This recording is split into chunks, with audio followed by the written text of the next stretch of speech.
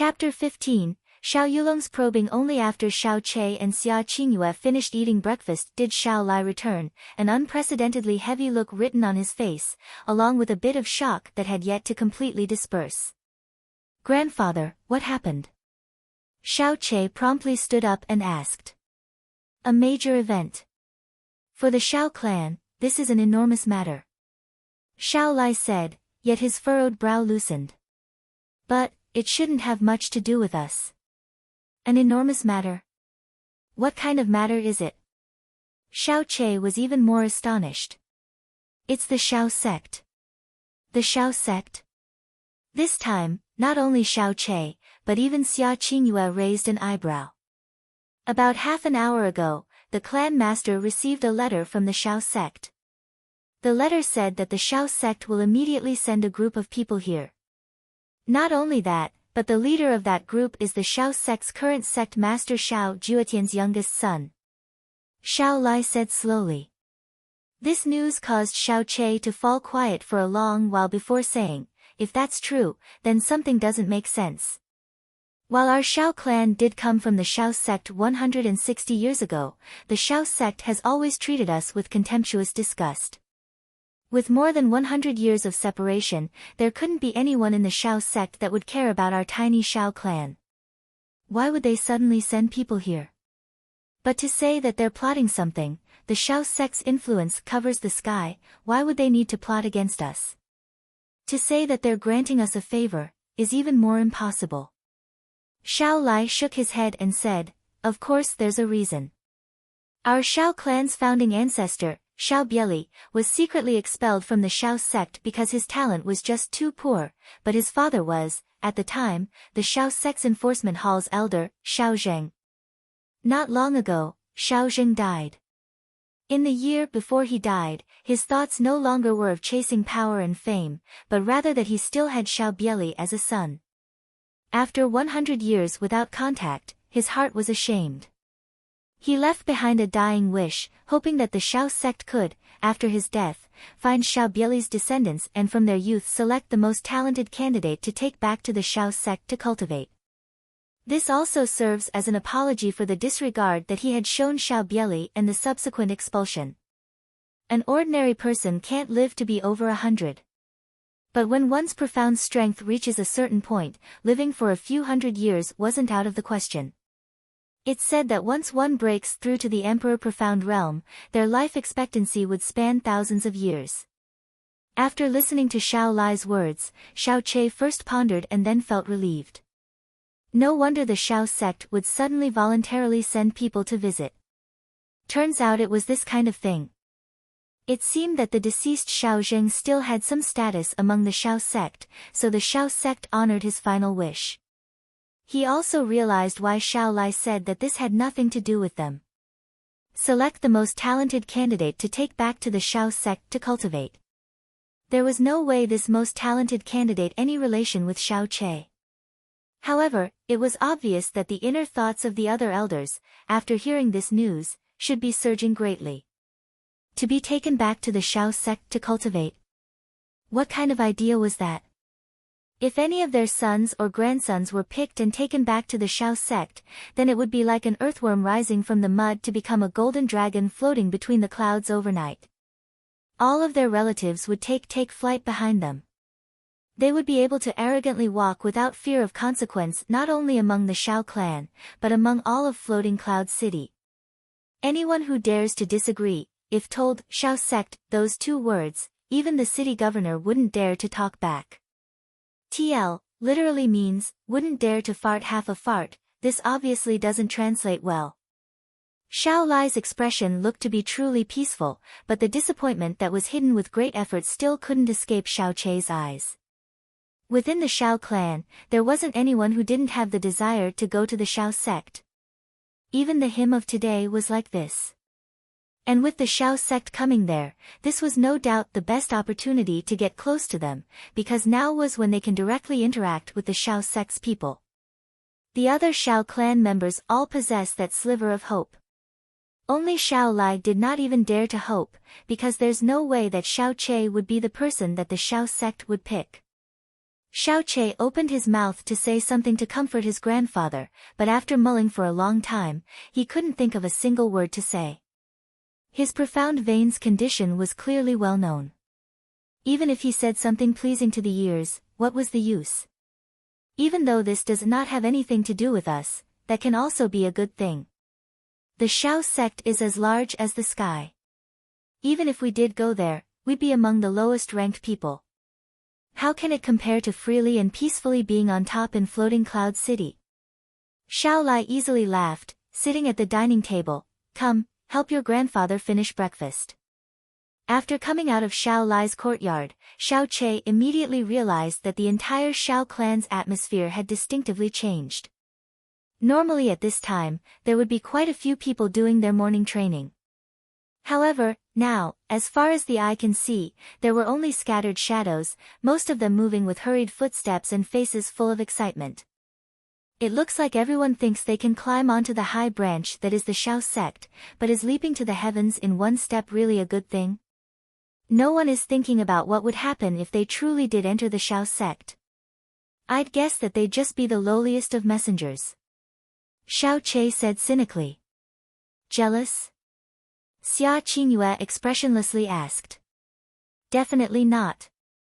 As soon as he said that, Xiao Che realized that the Xia Qingyue by his side was a disciple of the frozen cloud Asgard, and in no way inferior to the Xiao sect. He only curled his lips and said, You aren't the same as them. Forget it, pretend like I didn't say anything. Xia Qingyue no longer minded him and stepped forward.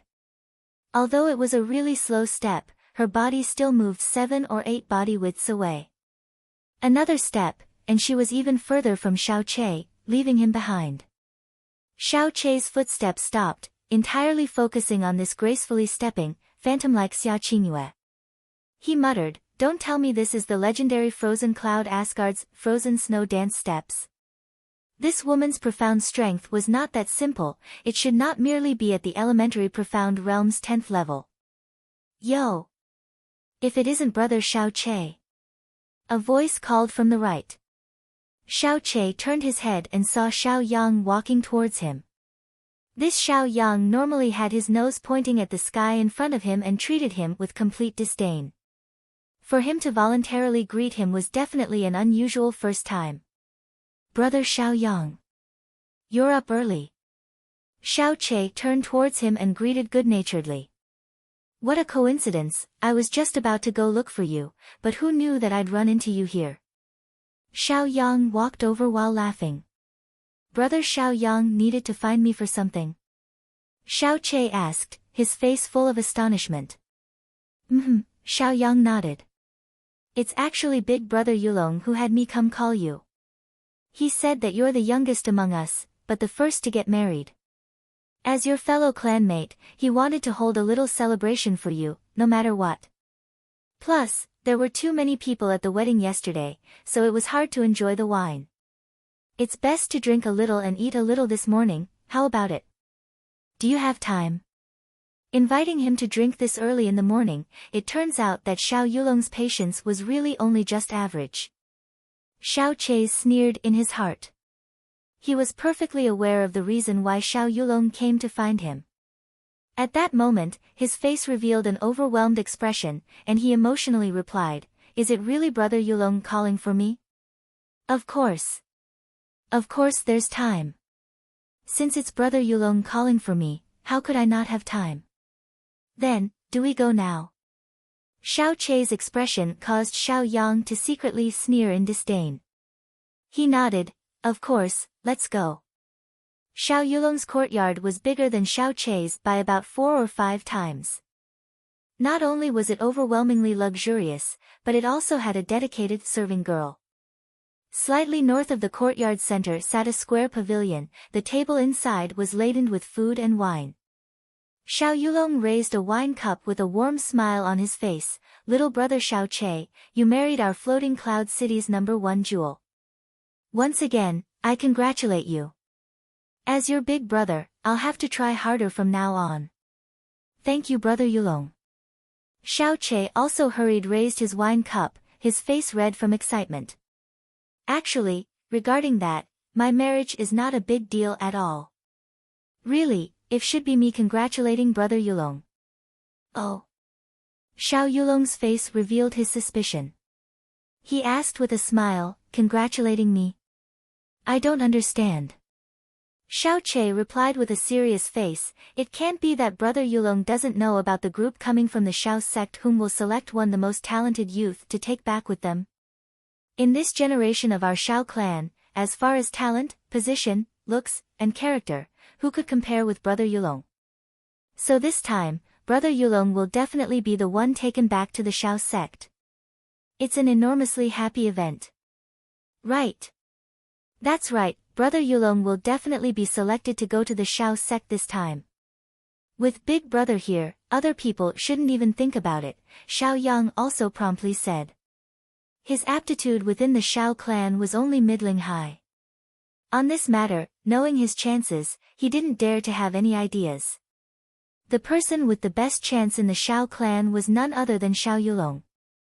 Since he had spent the last few years following Xiao Yulong around, if Xiao Yulong enters the Xiao sect, it could only benefit him. He began to feel that these few years spent fawning on Xiao Yulong was indeed the right decision. Wearing a modest expression, Xiao Yulong shook his head, you guys praise me too much. Our Xiao clan has many outstanding brothers and sisters. While I can be considered the best as far as profound strength goes, when it comes down to my qualification, I can't say for certain. But I will try my best for this. Come, Brother Xiao Che, a toast to yesterday's happiness. While his words were very carefree, hidden in the depths of Xiao Yulong's eyes was a glowing fanaticism greater than anyone else's. After downing a cup of wine, Xiao Che's face flushed. At this time, Xiao Yang drew his face close, and asked with a face full of smiles, Brother Xiao Che, the woman you married yesterday is truly the most beautiful woman in our floating cloud city. Your luck with women is the envy of all of us brothers. The taste from the bridal chamber last night, must be equally pleasurable, right? Xiao Yulong raised his wine cup, a smiling expression on his face, but his gaze was dead set on Xiao Che's face and eyes, prepared to see what expression he would reveal. However, as soon as Xiao Yang finished his question, Xiao Che's eyes glowed brightly, his face revealing a wanton smile understandable by all men. He leaned his head closer to Xiao Yang and lowered his voice, smiling, absolutely. Brother Xiao Yang, I'll let you know, all women are the same. Xia Qingyue normally looks like a proud peacock, but in bed, she's an absolute slut. Ah, her moaning, her flavor, definitely was pleasurable. Xiao Che narrowed his eyes as he talked, his entire face red with intoxication. Ping! The wine cup in Xiao Yulong's hand was crushed into pieces, scattering all over the table. Chapter 16, Young Master Xiao, Looking for Death, Brother Yulong? What's wrong? Xiao Che quickly stood up with an alarmed look. Xiao Yulong revealed a completely stiff and ugly smile as he shook off the pieces of the broken wine cup from his hand. It's nothing. I wasn't careful and lost control of my strength. Xiao Yang's expression wasn't better than Xiao Yulong's by much. He looked like someone who had just eaten a dead insect. After hearing Xiao Yulong's words, he quickly interrupted, I know, it's definitely because Big Brother had another breakthrough in his profound strength. Right after you make a breakthrough, the growth of the profound strength will cause it to occasionally go out of control. Then it's like that. Xiao Che seemed to have suddenly realized, then quickly said, Big Brother Yulong unexpected had another breakthrough, congratulations. I heard that Brother Yulong advanced to the 3rd level of the nascent profound realm 3 months ago. It's only been 3 months, and you actually had another breakthrough. It's not for nothing that you're the ace of our generation. It seems like besides Brother Yulong, there's no one else that the Xiao sect could pick. Xiao Yulong's face twitched. He stood up, strongly suppressing his heart's turmoil and spoke with a forced smile, Brother Xiao Che is flattering me. But it's true that I just had a breakthrough, and that my profound strength is a bit unstable. I must immediately stabilize it and can no longer continue to entertain you, no problem, no problem. Xiao Che quickly waved his hand, nodding with understanding. Of course Brother Yulong stabilizing his profound strength is more important. Then, I won't continue to bother Brother Yulong. Thanks you for today's invitation and hospitality. After a few days, when Brother Yulong is selected by the Shao sect, I'll definitely be the first to congratulate you. After saying that, Xiao Che very politely left. Xiao Yang also pretended to leave with him, but after Xiao Che was far away, he quickly turned around and rushed back. As soon as he entered the door, he could see Xiao Yulong's gloomy and frightening expression. Big brother, about this thing. Seeing Xiao Yulong's expression, Xiao Yang fiercely swallowed a mouthful of saliva and approached with trepidation. Ah! Xiao Yulong let out a bellow of rage as if he was insane. He swept all of the wine and teacups off of the table. After everything broke into pieces, he gave a ferocious kick, knocking over the stone table. His hands were clenched tight, his breath heavy with panting, and his eyes burned with flames of jealousy and hatred. An incomparably low voice escaped from his mouth, "Didn't you tell me? Xia Qingyue would never let Xiao Che, that waste of a person, touch her." Xiao Yulong very rarely went out of control. His current state caused Xiao Yang's scalp to go numb and his back cold. He said in a panic, it must be Xiao Che, that fellow making things up. Xia Qingyue couldn't possibly have fallen for that fellow. Bullshit. Xiao Yulong said with a low roar, "Is there anything about that piece of waste, Xiao Che, that I don't know? You think he can lie to my face? What kind of person do you think I am?" Xiao Yulong had a considerable amount of shrewdness and vision. He has known Xiao Che for 16 years, and believed that he knew him like the back of his own hand. He firmly believed that when it comes to this lacking profound strength, cowardly, and self-abased person, no change of his mood could escape from his eyes. When Xiao Yang had asked him that question just now, whether it was the look in his eyes, his expression, or his subconscious behavior, none of them had any signs of guile. Xia Qingyue was the woman that he has vowed to definitely obtain. One reason why he allowed them to marry was because he was helpless to stop it. The other was that he was convinced that even if Xia Qingyue married Xia Che, she would never give herself to him wholly. Instead, it would make things more convenient for himself. But he had never thought that on the second day of getting married, the result would be that Xia Qingyue had already been sampled by Xiao Che. The anger in his heart right now, along with his jealousy and resentment, was almost enough to cause his chest to burst. Xiao Yang stood there with his neck shrunk back, not daring to even breath loudly. In the past, Xiao Yulong was slated to become the next clan master. He was always very loyal in front of him. Now that Xiao Yulong was most likely going to be a member of the Shao sect, he even more so didn't dare to oppose him. After a long while, Xiao Yulong was still panting heavily. It was obvious how large of a blow this was to him.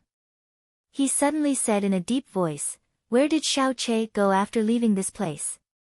"He went to the east courtyard."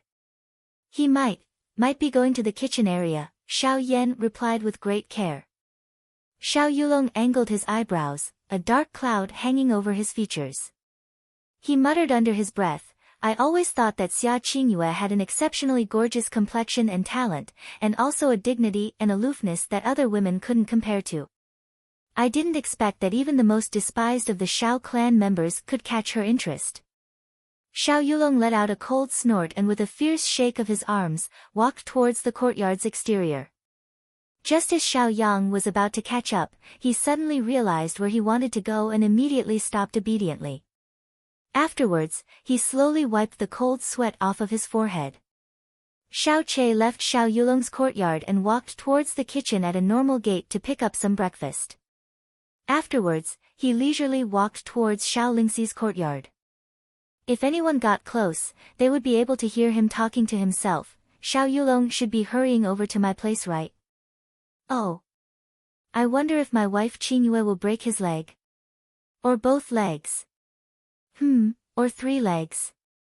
Third leg is his D." He reached Xiao Lingxi's courtyard, but the door was securely closed.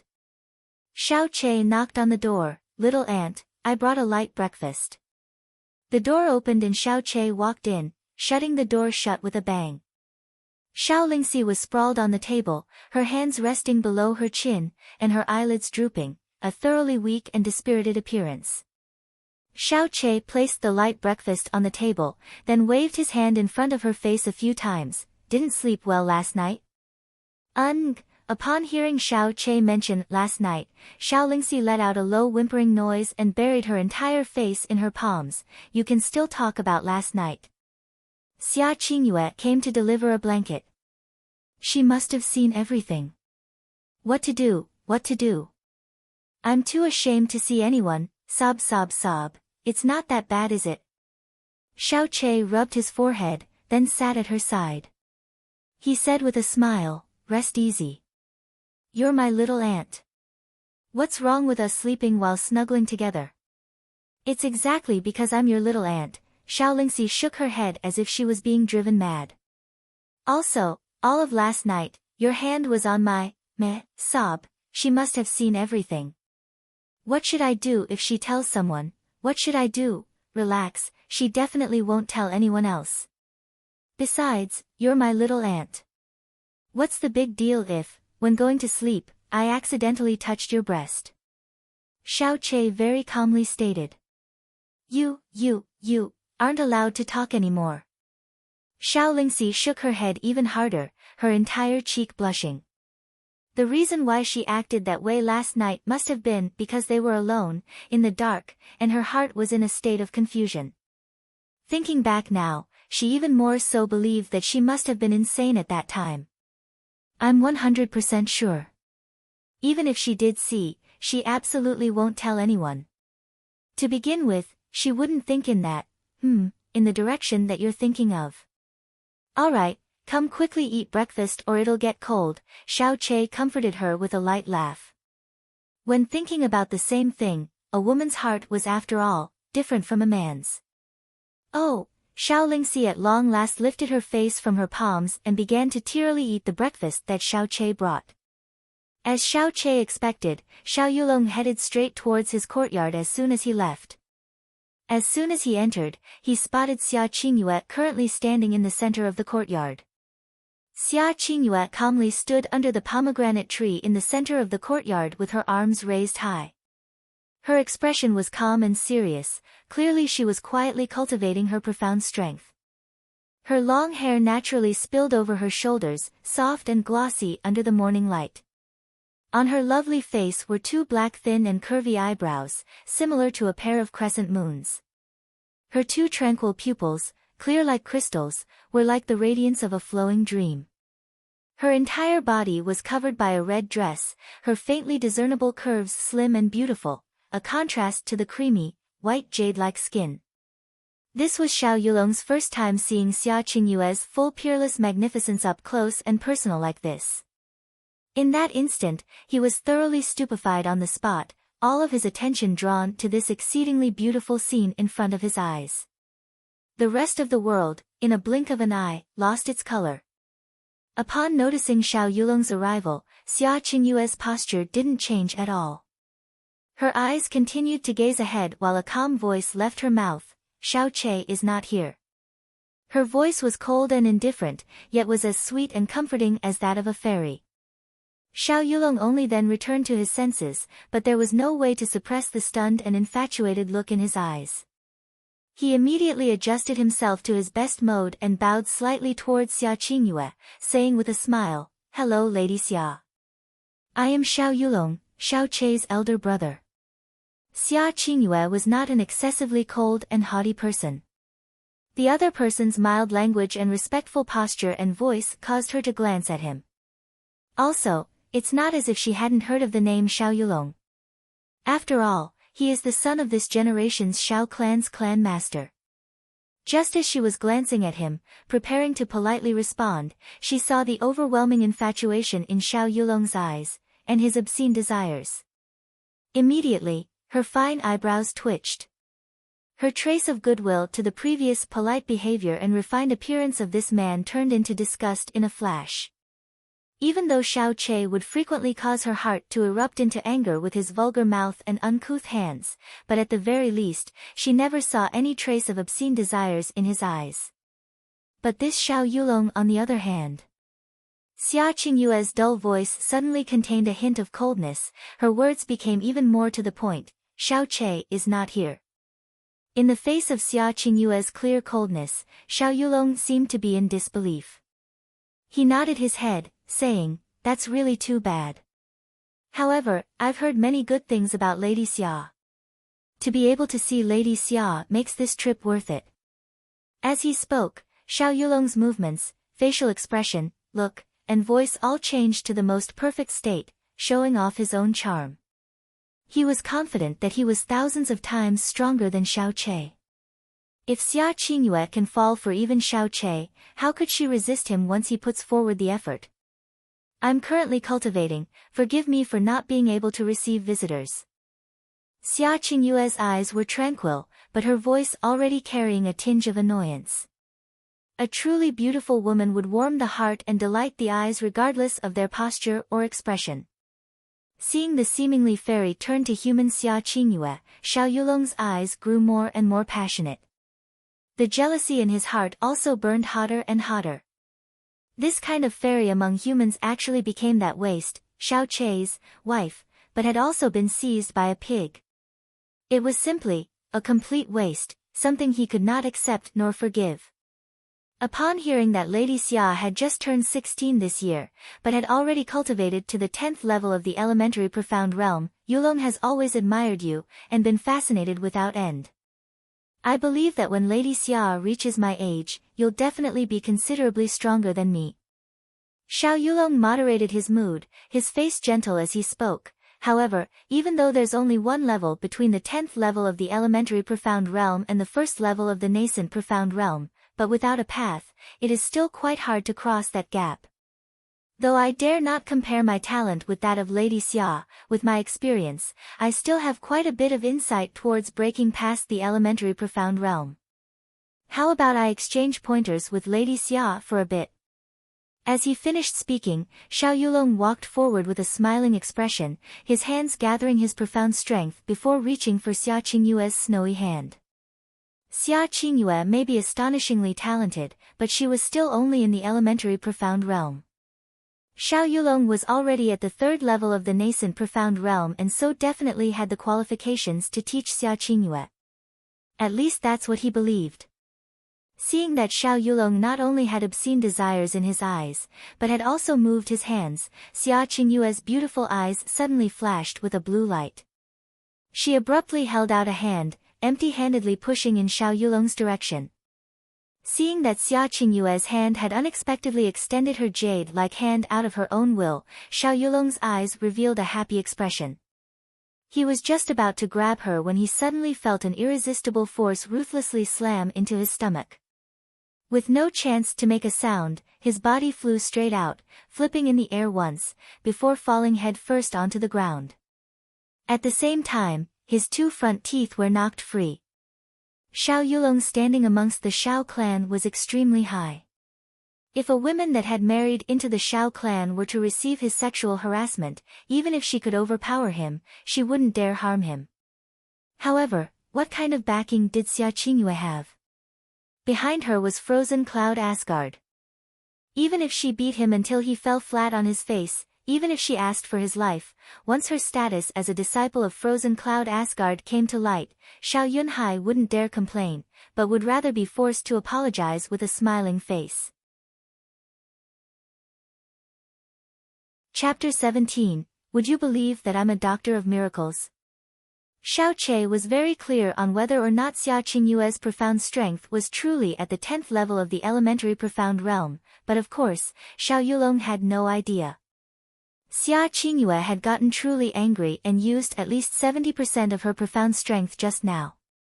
Looking at the Xiao Yulong sprawled on the ground, she retracted her palm and then indifferently said, "It looks like young Master Xiao isn't that great at exchanging pointers, please go back." Laying on the ground, Xiao Yulong was stupefied. He originally believed that with his third level of the nascent profound realm's profound strength, taking advantage of Xia Qingyue would be as easy as reaching out with his hand. No matter what, he didn't think that upon meeting, he would end up on the ground with his entire body bruised and battered without even a chance to react. He stared with wide eyes in shock at the two bloody incisors that had fallen on the ground in front of him. Xiao Yulong immediately picked himself up, his face twitching. He knew how battered and exhausted he looked at the moment. It could be said that with his status as the Shao clan's young master, he had never in his lifetime been in such a sorry state, and also in front of the woman that he admired and longed for the most. However, young Master Shao was still young Master Shao. He forcibly swallowed the blood in his mouth, his face revealing a what could be considered warm and elegant smile. Lady Xia's 10th level of the elementary profound realm strength is deserving of its reputation. Just then I was casually testing and had somewhat underestimated you. Then this time, Lady Xia must pay careful attention. With his two missing front teeth, Xiao Yulong's words were punctuated by the sound of whistling air. After speaking, he had already raised his hands and mobilized all of his profound strength. He naively believed that the reason he ended up at a disadvantage just now was solely because he carelessly acted, whereas Xia Qingyue had reacted ruthlessly with her entire strength. With his third level of the nascent profound realm strength, how could he not handle Xia Qingyue's 10th level of the elementary profound realm? Xiao Yulong walked forward. 3 steps later, both hands simultaneously shot out, seeking to immediately wrap around Xia Qingyue's arm. His actions caused Xia Qingyue to loathe him even more. With all her patience exhausted, her right arm abruptly swung out, her red sleeve fluttering along. A gust of profound strength carrying a tinge of icy coldness swept across Xiao Yulong's face. This bit of profound strength didn't carry any trace of the frozen cloud arts, but still wasn't something that Xiao Yulong could handle. With a peng sound, Xiao Yulong's right cheek sank downwards and his entire body flew backwards. He spun in the air at least 7 or 8 times like a top before landing heavily outside the courtyard. 3 bloody teeth also were knocked free, 2 of them stabbing into Xiao Yulong's face. The exchange of pointers is over, I won't see you out. Xia Qingyue didn't even glance at him, her fairy-like voice ice cold. Xiao Yulong's entire right face was a patch of red, as if dyed with blood. Right now, even if he was an idiot, he would still understand that his third level of the nascent profound realm strength was, from the start, insufficient in front of Xia Qingyue. He held the throbbing part of his right face and gave Xia Qingyue a look dyed with a tinge of terror. Taking in a rough breath, he staggered away without another word. Xiao Yulong had reached the infirmary and was about to enter when he saw Xiao Che just then leaving, his left hand hold a medicinal pot and his right, a package. Upon seeing Xiao Yulong, Xiao Che promptly greeted him warmly, "Brother Yulong, why did you come here?" Brother Yulong, your face, what happened?" Seeing Xiao Che, Xiao Yulong clenched his teeth, let out a cold snort, and immediately rushed into the infirmary. Shortly, the astonished sound of the Shao clan's chief doctor, Xiao Gu, could be heard from inside. "Young master. Who would be so bold to do this kind of evil thing to you? No harm done. When I was at the rear mountains training, I wasn't careful and fell down." Xiao Yulong's voice was clearly riddled with pain. Of course he could not admit that his current state was because he was given a lesson while trying to take advantage of Xia Qingyue. "How is this no harm done? Your cheekbone has been shattered to no small extent, you've lost 5 teeth, and another 3 have been snapped in half. None of these can be grown back." Xiao Che had not walked too far away. The voices that floated into his ears sent a cold chill up his spine. This woman, her actions were far too ruthless. The murdering heart powder that had killed him most likely came from Xiao Yulong. Originally, Xiao Che wanted to borrow Xia Qingyue's power to give him a little lesson, but how could this be considered a lesson? It was simply beating him half to death. Thinking about how he had used his grandfather as a shield to lead her by the hand early in the morning, Xiao Che couldn't help but break into a cold sweat. When he returned to his own courtyard, Xia Qingyue was calmly standing in the courtyard center. Seeing him return, she indifferently spoke. Xiao Yulong came over. Ah, yes, I know. I just saw him at the infirmary. Xiao Che carefully took a look at Xia Qingyue's expression before prudently responding. Xia Qingyue no longer paid any attention to him. She lightly closed her eyes and a layer of ice-cold air surrounded her body. Qingyue, my wife, can I ask you a question? Xiao Che opened his mouth to ask as he took a step forward. Xia Qingyue didn't react in the least. What level is your profound strength really at? To be able to force Xiao Yulong into such a sorry state, she should be at least at the 5th level of the nascent profound realm. To be at the 5th level of the nascent profound realm at the age of 16, if this was revealed, Floating Cloud City would truly explode. Xia Qingyue still did not react in the least. She didn't seem to have any intention of answering him. The ignored Xiao Che had a face full of gloom. Looking at Xia Qingyue's appearance, she should be silently practicing Frozen Cloud Asgard's exclusive profound technique, the Frozen Cloud Arts. He no longer spoke. After placing the things in his hands on the ground, he leaned his body back, crossed his hands over his chest, and leisurely watched the peaceful Xia Qingyue. He watched until a quarter of an hour had passed. Xia Qingyue generally stayed in her room in the past. While training in the Frozen Cloud Arts, besides her master occasionally giving tips to her from the side, the rest of the time she was by herself, with absolutely no one else to bother her, not to mention a man who fixedly watched her with both eyes. Even though she was calmly standing there with her eyes closed, firmly concentrating on her training with the Frozen Cloud Arts circulating through her body, she could still feel Xiao Che standing there watching her. Moreover, it was a constant stare, his gaze hardly ever left her for even a moment. That piercing gaze over and over again swept over every part of her body, giving her no way of completely calming her heart. Her entire body was uncomfortable. After all, she was still only a 16-year-old girl. To expect her heart to truly be like still water was simply asking for too much. After an entire quarter hour, Xiao Che was still standing there, his gaze firmly on her. Xiao Qingyue finally could not restrain herself and opened her beautiful eyes to glance at him, coldly saying, "What are you doing, always staring at me?" "Waiting for you to voluntarily speak to me," Xiao Che innocently replied. Xia Qingyue had the urge to kill someone. Cough cough. "Actually, I had something really important to talk to you about. But I was afraid of interrupting your training just now, so I had no choice but to wait." Xiao Che got up, his expression sincere. "What is it?" Xia Qingyue asked, strongly suppressing her anger. It's like this." Xiao Che's expression became serious. He took a few steps forward until he was standing in front of Xia Qingyue, then confidently said, "Early this morning, when I held your hand, don't do anything. I'm talking about serious business, serious business." Upon seeing Xia Qingyue suddenly reveal her killing intent, Xiao Che promptly retreated several steps, a wary expression appearing on his face. The miserable state Xiao Yulong had just been in provided a bloody lesson. Seeing that Xia Qingyue didn't, in fact, do anything, Xiao Che let out a small sigh of relief and continued, "When I held your hand, I felt your pulse in passing and found a big problem. An extremely big problem." His words didn't cause Xia Qingyue's gaze to waver even a bit. She didn't believe him from the start. Though she did feel him secretly measuring her pulse when he led her by the hand this morning, how could the man from the Shao family that all of Floating Cloud City knew to be weak know anything about pulses? But Xiao Che's following words nevertheless caused Xia Qingyue to tremble slightly. "Isn't it true that you wake up every day at 3 in the morning? And not only that, but for the next half hour, your entire body would be ice cold, and your 4 limbs sore?"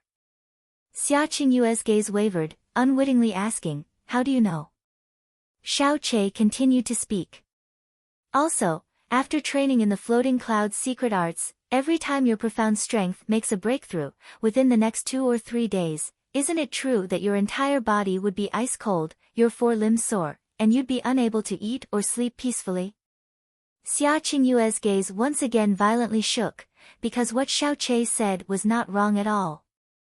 Also, Xiao Che's feet moved straight in the direction of the courtyard door.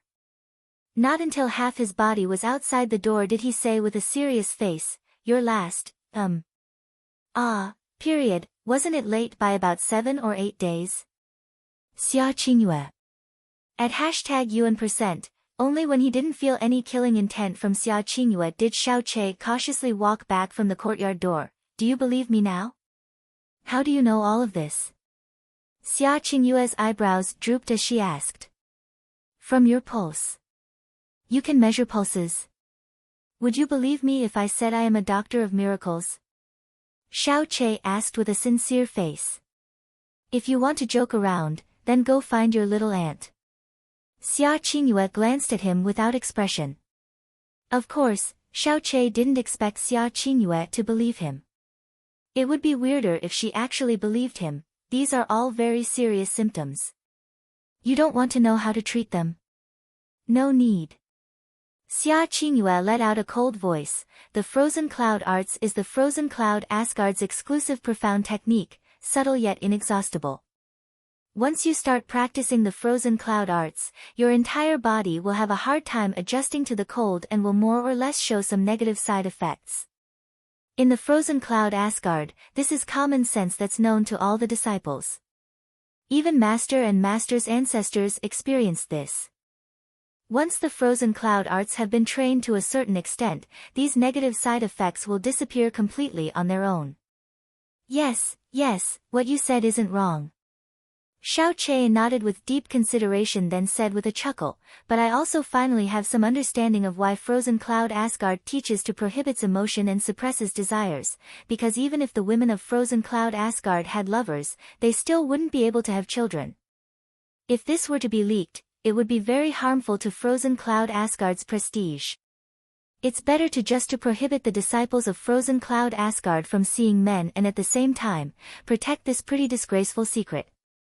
Xia Qingyue's eyebrows suddenly slanted and her gaze abruptly became cold. For the first time, she was truly angry at Xiao Che. "Shut up. I can tolerate your nonsense, but I won't allow you to insult my school. If you continue with even half a sentence more of that kind of talk, then I won't forgive you." Now, the previously cautious and cowering Xiao Che had not even a hint of a fearful expression. Instead, he faintly smiled and said leisurely, "Whether or not I was wrong, I know very well. I can also tell you, the more powerful the profound strength, the longer the life expectancy.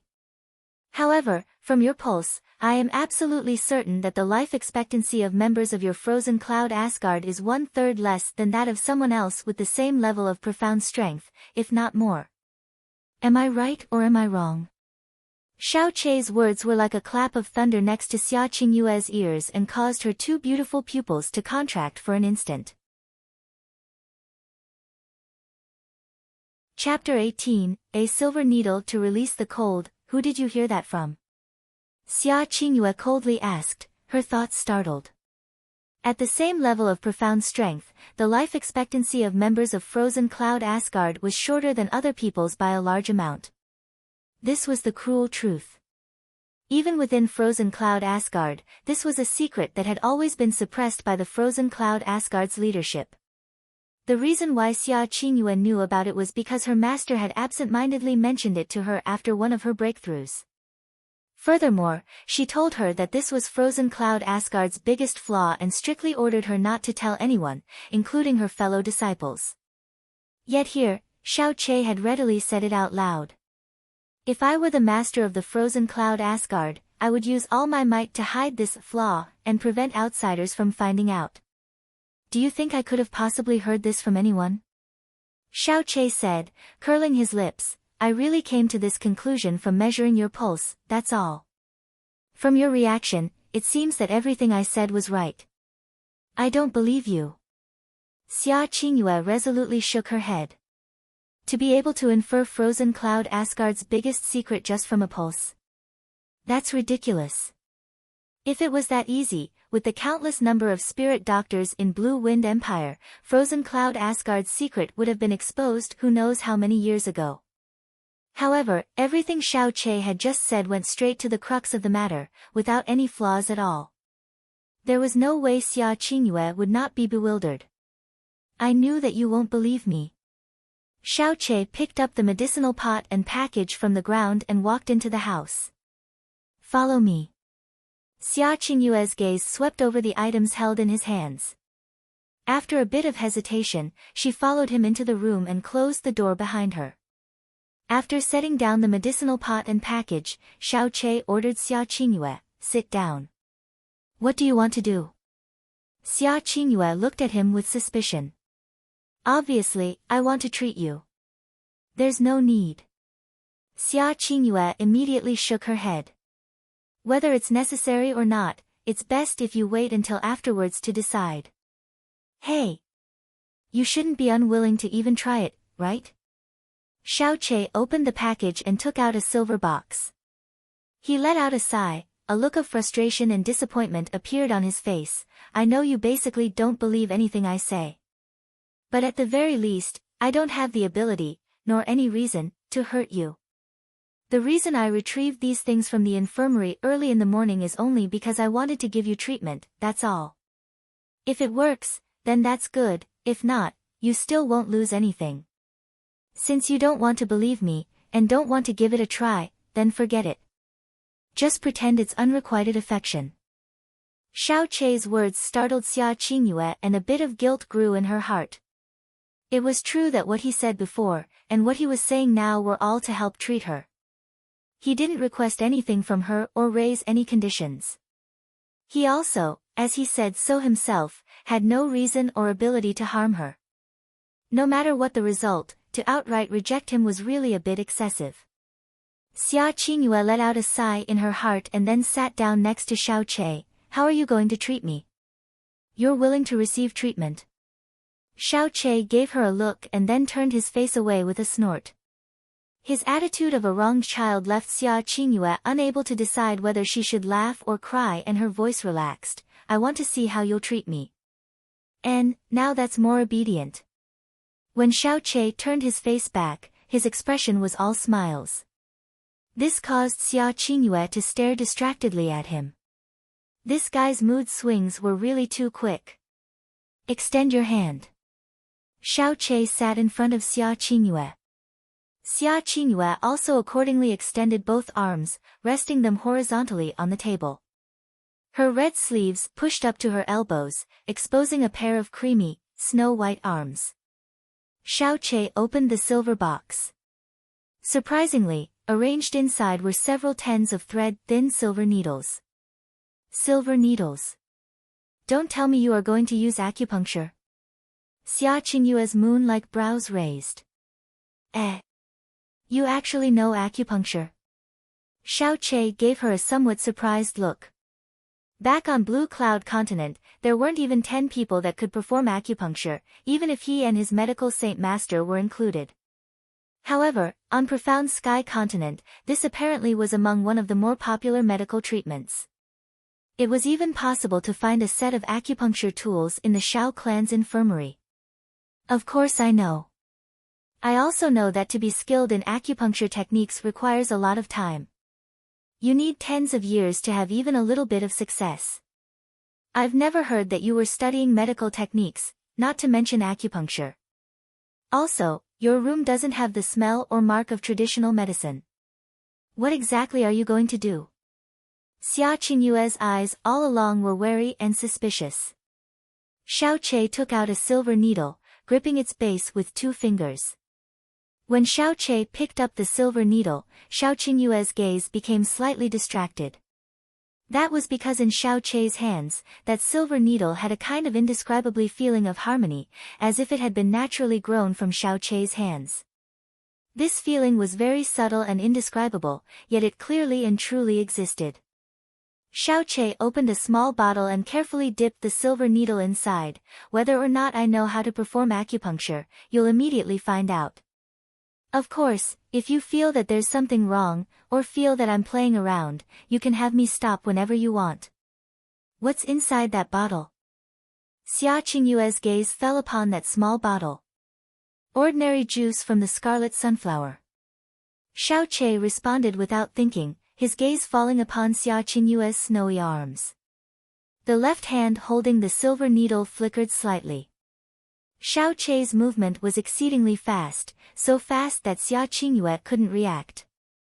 When Xiao Che's left hand withdrew, the silver needle between his fingers could no longer be seen. Instead, on her right wrist, a silver needle was inserted vertically, accurately landing on the yang qi point.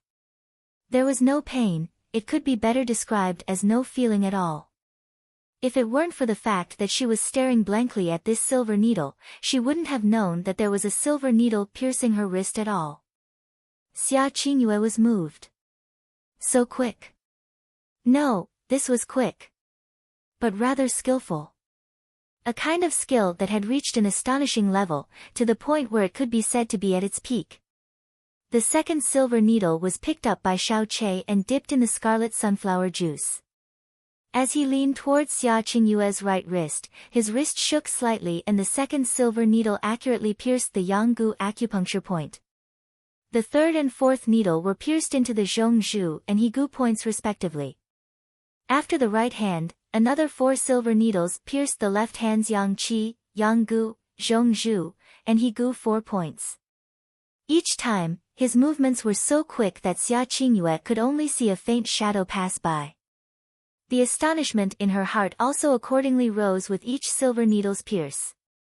TL, Ra said her astonishment overlapped with the needles or something, she didn't know if Xiao Che's treatment would have any effect, but Xia Qingyue fundamentally couldn't believe that this technique, skillful to the point of bewitchment, was performed by a 16-year-old boy. Relax your hands and breathe steadily. Under no circumstances are you to use profound strength. Xiao Che's voice echoed next to her ear. She cooperated with him, her hands loosened and her breath calmed. At this moment, she suddenly felt ice-cold air condense within both hands. Then, as if finding a drain, it quickly rushing towards the 4 Yangqi, Yanggu, Zhongzhu, and Higu points that had been pierced by silver needles. Suddenly, wisps of white mist slowly rose above the 8 silver needles, the cold air stored within quickly lowering the surrounding temperature. Upon feeling the cold air fleeing from her meridians and the quickly rising white fog, Xia Qingyue's snowy face violently twitched. It took a few minutes for the white fog to completely stop rising. At this time, Xiao Che suddenly reached out and flicked both his hands, his fingers moving like a mirage. In a split second, all 8 of the silver needles that had been pierced into Xia Qingyue's hands had been returned into his and then placed in a different case. This cold air was even heavier than I thought. It's good that you met me. Xiao Che muttered in a small voice, then closed the silver needle case and said, Qingyue my wife, how do your hands feel now? Xia Qingyue raised both of her hands, her eyes wavering. Light, cozy, warm, that was how her hands felt right now. As if she was suddenly freed from some kind of heavy restraint. It was the first time since she started cultivating the Frozen Cloud's sacred arts that she had felt this kind of warmth in her palm and arms. She lifted her eyes to look at Xiao Che, asking in astonishment, what exactly is this? It's actually really simple. I just released the cold air inside your hands and the meridians in your hands. At the same time, I unblocked the clogged meridians. That's all. Xiao Che humbly said, your Frozen Cloud Asgard's profound technique can allow profound to become ice-cold and thus greatly increase your power. The reason the ice-cold profound chi is more powerful is because cold air is very harmful to people. Your enemies are people, but you are also a person. Before harming someone else, you inevitably harm yourself first. This is a very obvious principle. This morning, when I touched your palm, I found that your palm's temperature was much colder than that of a normal person. Perhaps the members of your Frozen Cloud Asgard really believe that this is the expected result of cultivating the Frozen Cloud arts, but from a medical standpoint, it would be weird if this kind of body temperature was considered normal. Normally, when you don't use your profound strength, the profound strength collects in your profound veins and won't influence your body. However, as soon as it's used, the frozen cloud profound chi links with your entire body, injuring it when it's released. When it's circulating, it will also harm you. You should not have been cultivating the frozen cloud arts for more than a few years, but a large amount of cold air has already permeated your 5 viscera, 6 bowels, blood, bone marrow, and dantian, and it is still accumulating. Over time, it will continually cause severe harm to your internal organs. It would be strange if it didn't shorten your life. These negative effects really are things you would never come across normally. TL, please Google these medical things yourself, xia qingyue. In addition, under the cold air, the body's many meridians will frequently spasm and then close up, greatly affecting your ability to use profound qi. You can try to transfer profound strength to your hands and see how it compares to before. Xiao Che spoke with a stern face. Xiao Che's confident opinion was stated reasonably from start to finish and was presented with cause and effect. Not only that, but the reasoning was so easy to understand that even an idiot listening could understand. Once Xiao Che's earnest reactions were added, it was basically impossible to question or refute him. As Xiao Che was speaking with that stern face, his heart was actually grimacing, because while everything that he had just said was actually true, but it was both true, and yet also nonsense. That cold air amassing within would harm the body was true. The fact that it would close the meridians was also true, but if the frozen cloud arts were as unbearable as he stated, how would frozen cloud Asgard be worth anything? Not to mention being at the peak of the Blue Wind Empire, it wouldn't even be able to last another 800 years. After cultivating the frozen cloud arts for a while, the body will have completely gotten used to it. Then, the cold air in the body, while it used to be harmful, would not only stop harming them, but also provide assistance. The congested meridians would also naturally clear. However, Xia Qingyue has only been cultivating the frozen cloud arts for 3 or 4 years. She naturally couldn't be at the completely adapted phase.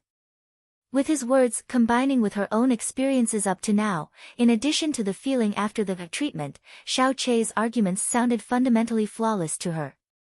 Treatment was only an excuse.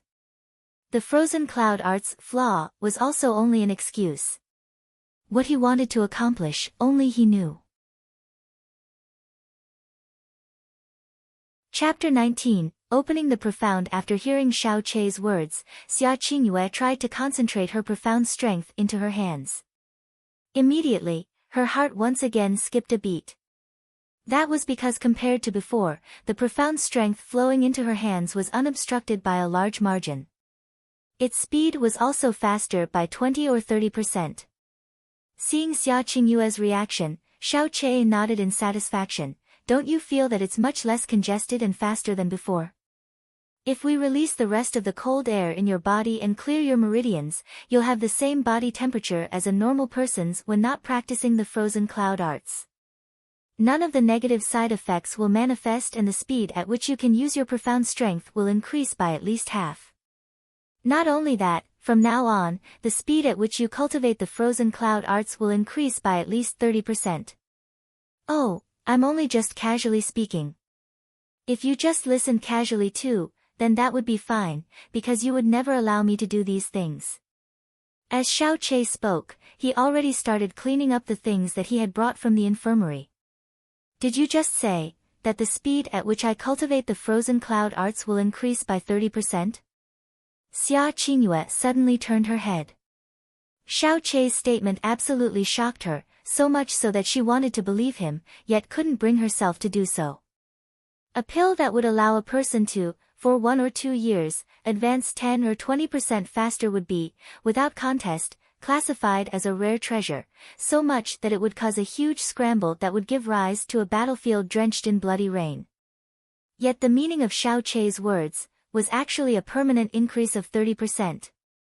This sentence was far more than astonishing. If there was something, or some condition, that allowed a person's cultivation speed to permanently increase as much as 30%, Xia Qingyue believed without a doubt that all of the world's heroes would flock out to obtain it with all their power. Yes. Xiao Che nodded. It's up to you whether you believe me or not. On the contrary, Xiao Chei's, believe it or not, attitude caused Xia Qingyue to believe in him some more.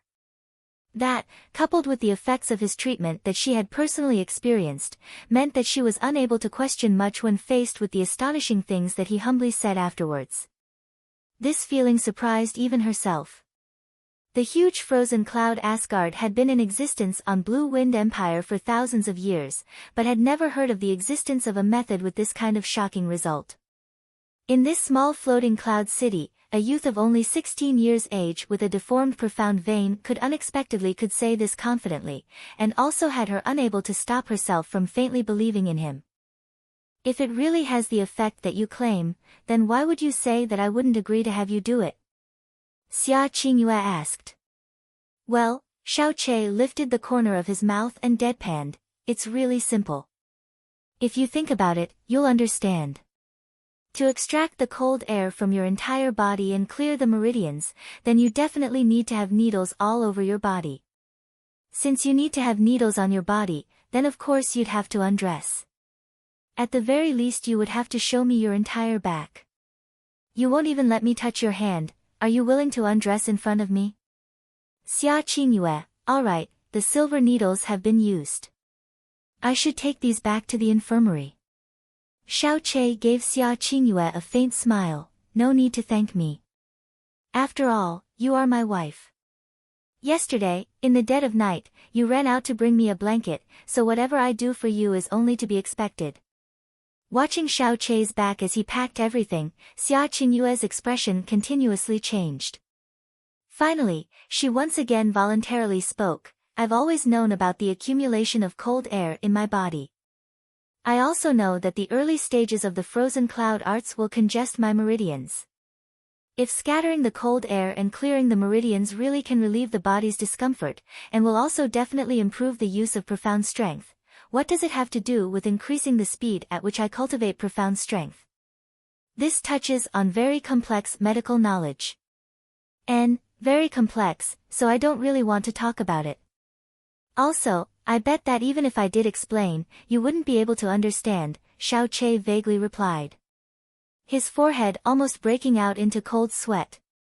He originally believed that the earlier words coupled with the acupuncture treatment had already succeeded in convincing Xia Qingyue. He didn't expect that she would suspiciously ask about it, and straight about the crux of the matter to boot. That was because there wasn't the slightest bit of relationship between the speed of cultivation and the cold air and meridians. Fortunately, Xia Qingyue didn't continue her line of questioning. Right when Xiao Chei finished wrapping everything up, she spoke again, these things, where did you learn them from? From your acupuncture technique just now, you definitely have the qualifications to join those huge medical schools. If you really have the ability to do what you just said, then not to mention this small floating cloud city, all of Blue Wind Empire would know your name. How could you remain unknown, and instead have this reputation as a cripple? Join those medical schools. Xiao Chei curled his lips in disdain. He then turned around and serenely stated, these things were all taught to me by my master. Your master? Xiao Qingyue's moon-like brows twitched. She had never heard of Xiao Chei having any kind of master. My master was a great medical saint. His entire life was spent using his knowledge to help people, and he saved countless dying and injured people. I met him when I was very young. He taught me the 4 ways of medical diagnosis, how to use the needle, and the principles of pharmacology and toxicology. He taught me that under heaven, there was a countless number of medicines and poisons, pests and herbs. I am his only successor. His kindness to me was as heavy as a mountain, impossible to repay in this lifetime. That is why I know some medical techniques. As for the rest, you shouldn't ask too much. Also, don't tell any outsiders that I practice medicine. Even my grandfather and little aunt are unaware. Aside from myself, you're the only other person who knows. TL, 4 ways of medical diagnosis equals look, smell, ask, and cut. As he thought about his dead master, Xiao Chei could not stop his face from showing a sad and nostalgic expression. This was his most sincere emotion, without a shred of falsehood or artifice. This sincere emotion also affected Xia Qingyue, who, with complete conviction in Xiao Chei's words, gently said, "For you to be this young and yet have such shocking skill in acupuncture, it seems that your master definitely is a great doctor." "He was the world's greatest doctor, without peer," Xiao Chei firmly said. Xiao Chei's appearance caused Xia Qingyue's inner doubt to unconsciously lessen by a bit. After hesitating for a bit, she finally made her up mind. "Then, you are sure that what you said about letting me permanently cultivate 30% faster, is true?" "Since I said it, then I wouldn't disgrace my master's name as a doctor." "N? You wouldn't be thinking about trying it?" Xiao Chei turned around and looked at her with a face full of astonishment. Xia Qingyue let out a small sigh of relief, glancing over. "You're sure you only need to see the back?" Xiao Chei's eyes lit up and his face moved closer. He smilingly said, "If you really want to show everything, then that's okay too." Xia Qingyue's eyebrows drooped and her red sleeves unfurled. A sudden gust of cold wind assaulted Xiao Chei's entire body, causing him to shiver. She walked towards the bed, faintly saying, "Let's start. Let me see if your medical techniques are as miraculous as you say. However, if you get any ideas, I definitely won't forgive you." Xiao Chei gave a wily smile. "You could kill me with a slap. Even if I had ideas I wouldn't dare try." The box of silver needles and jar of crimson sunflower juice that had just been put away were once again brought out. Afterwards, he walked to the bedside and said with a solemn face to the Xia Qingyue already sitting on top the bed, "Undress." It was a pure word, but when shouted by Xiao Chei, it gave an impression of an evil tyrant forcing himself upon an innocent woman. When thinking about this, the inner heart of even the incorruptible and world-defiant pure lotus that was Xia Qingyue, upon hearing this word, had some kind of reaction. However, the temptation of a permanent 30% increase to her cultivation speed was too much to bear. So much that it's safe to say that no profound practitioners would be able to resist. This was because if it really succeeded, it's the same as saying that with the same talent and comprehension, the same profound arts and profound skills, and the same environment and resources, the advancement from cultivating 3 years would be equivalent to the opposition's cultivation of 4 years. After a century, you would exceed the opposition's advancement by 30 years. Xiao Chei also was certain that even though Xia Qingyue had to undress, she still wouldn't refuse. That was because Xia Qingyue clearly was girl seeking to climb to higher heights of profound strength. If not, she wouldn't have joined Frozen Cloud Asgard without care about the consequences of abstaining from both emotion and passion.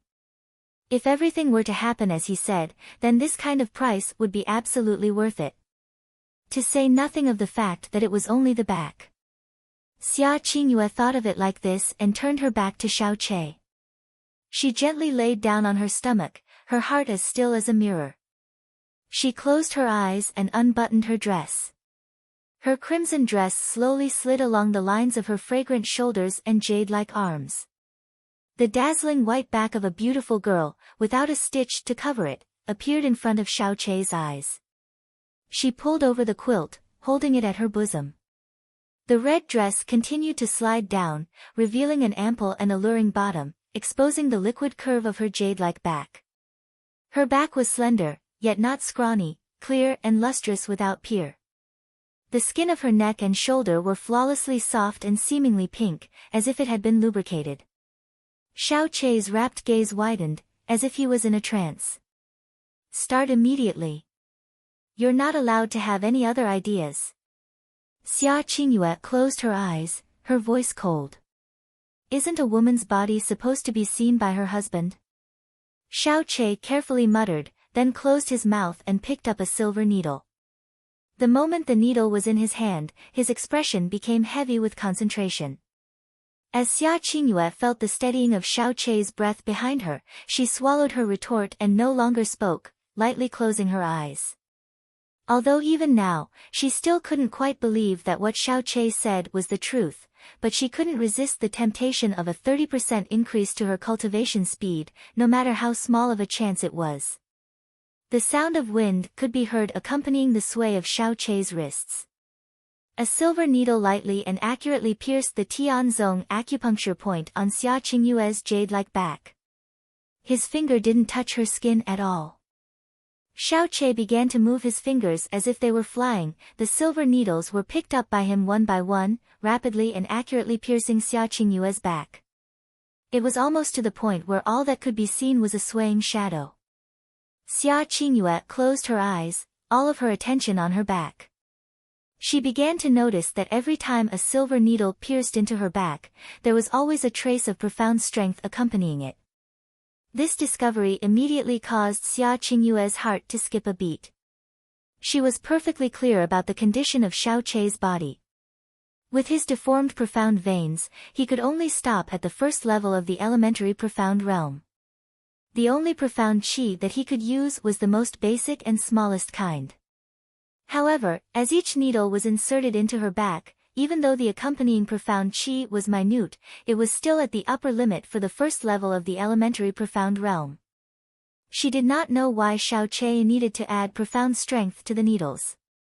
However, this clearly meant that with every needle, he was using all of his strength. She didn't notice for the first 8 needles because they were placed so quickly and her concentration was all on Xiao Che's technique. This awareness made it momentarily impossible to calm the waves in her heart. At this point, her back had been pierced by 23 needles. Xiao Che's speed also noticeably decreased. If Xia Qingyue had looked back at this moment, she would have seen that his entire face was faintly red and his brow was beaded with sweat. Chapter 20. This is really interesting. For the first 20 or so needles, Xiao Che's handling was very effortless. However, when sweat started to appear on his forehead, the left hand holding the needle also started to tremble. In addition, his movements clearly slowed by quite a bit. Before, he could pierce one needle in the space of a breath, but then it gradually turned into several breaths. After 30 needles, it took longer and longer each time. If Xia Qingyue looked back, she would notice that while Xiao Che was giving acupuncture treatment, he always used his left hand. He wasn't left-handed at all, and it's even less true that his left hand was more skilled. Rather, it was because the sky poison pearl was contained in his left hand. Whenever a silver needle pierced down, the sky poison pearl in his palm would lightly flicker once. Following the silver needles, the sky poison pearl's power silently entered Xia Qingyue's body. Of course, this power wasn't some kind of poison, but rather was a purifying force. The sky poison pearl had the ability to purify the world's tens of thousands of poisons. In addition, this poison didn't necessarily have to be a life-ending kind of poison, but also included poisons that damaged the body's interior, as well as superfluous impurities. However, this wasn't necessarily as simple as washing the marrow and cutting the artery. To use the power of the sky poison pearl was the main reason that he racked his brains today figuring out how to give Xia Qingyue acupuncture treatment. To disperse the cold air and clear the meridians were only side effects and pretenses. What he was really doing was opening the profound for Xia Qingyue. 1 minute passed, 10 minutes passed, a quarter of an hour passed. Wisps of cold air slowly rose from each and every silver needle. After a full half an hour had passed, Xia Qingyue's back had been pierced by a full 54 needles. Xiao Che's hands finally stopped moving at this point, but after stopping for not even half a minute, he once again reached out, both hands dancing. He removed each and every needle from Xia Qingyue's back with incomparable swiftness. In the blink of an eye, all of the 54 needles had vanished from Xia Qingyue's back. Xia Qingyue's jade back was still luminously snow-white, like the purest of white jade. Under Xiao Che's extremely skilled technique, not a single mark was left. "It's done," Xiao Che, having recovered all the needles, breathed a long sigh of relief.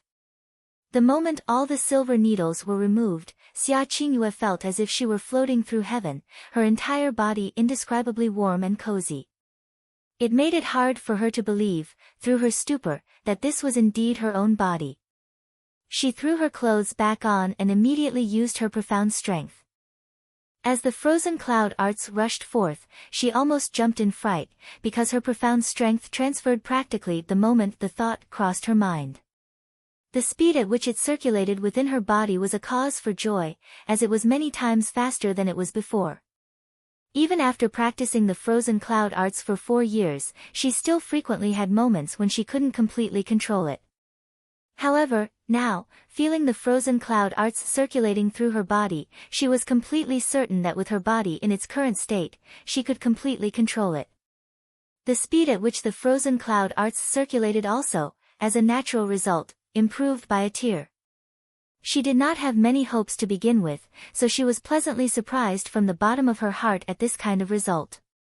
At the same time, she was also overwhelmingly shocked that everything that Xiao Che had spoken of had in fact been achieved.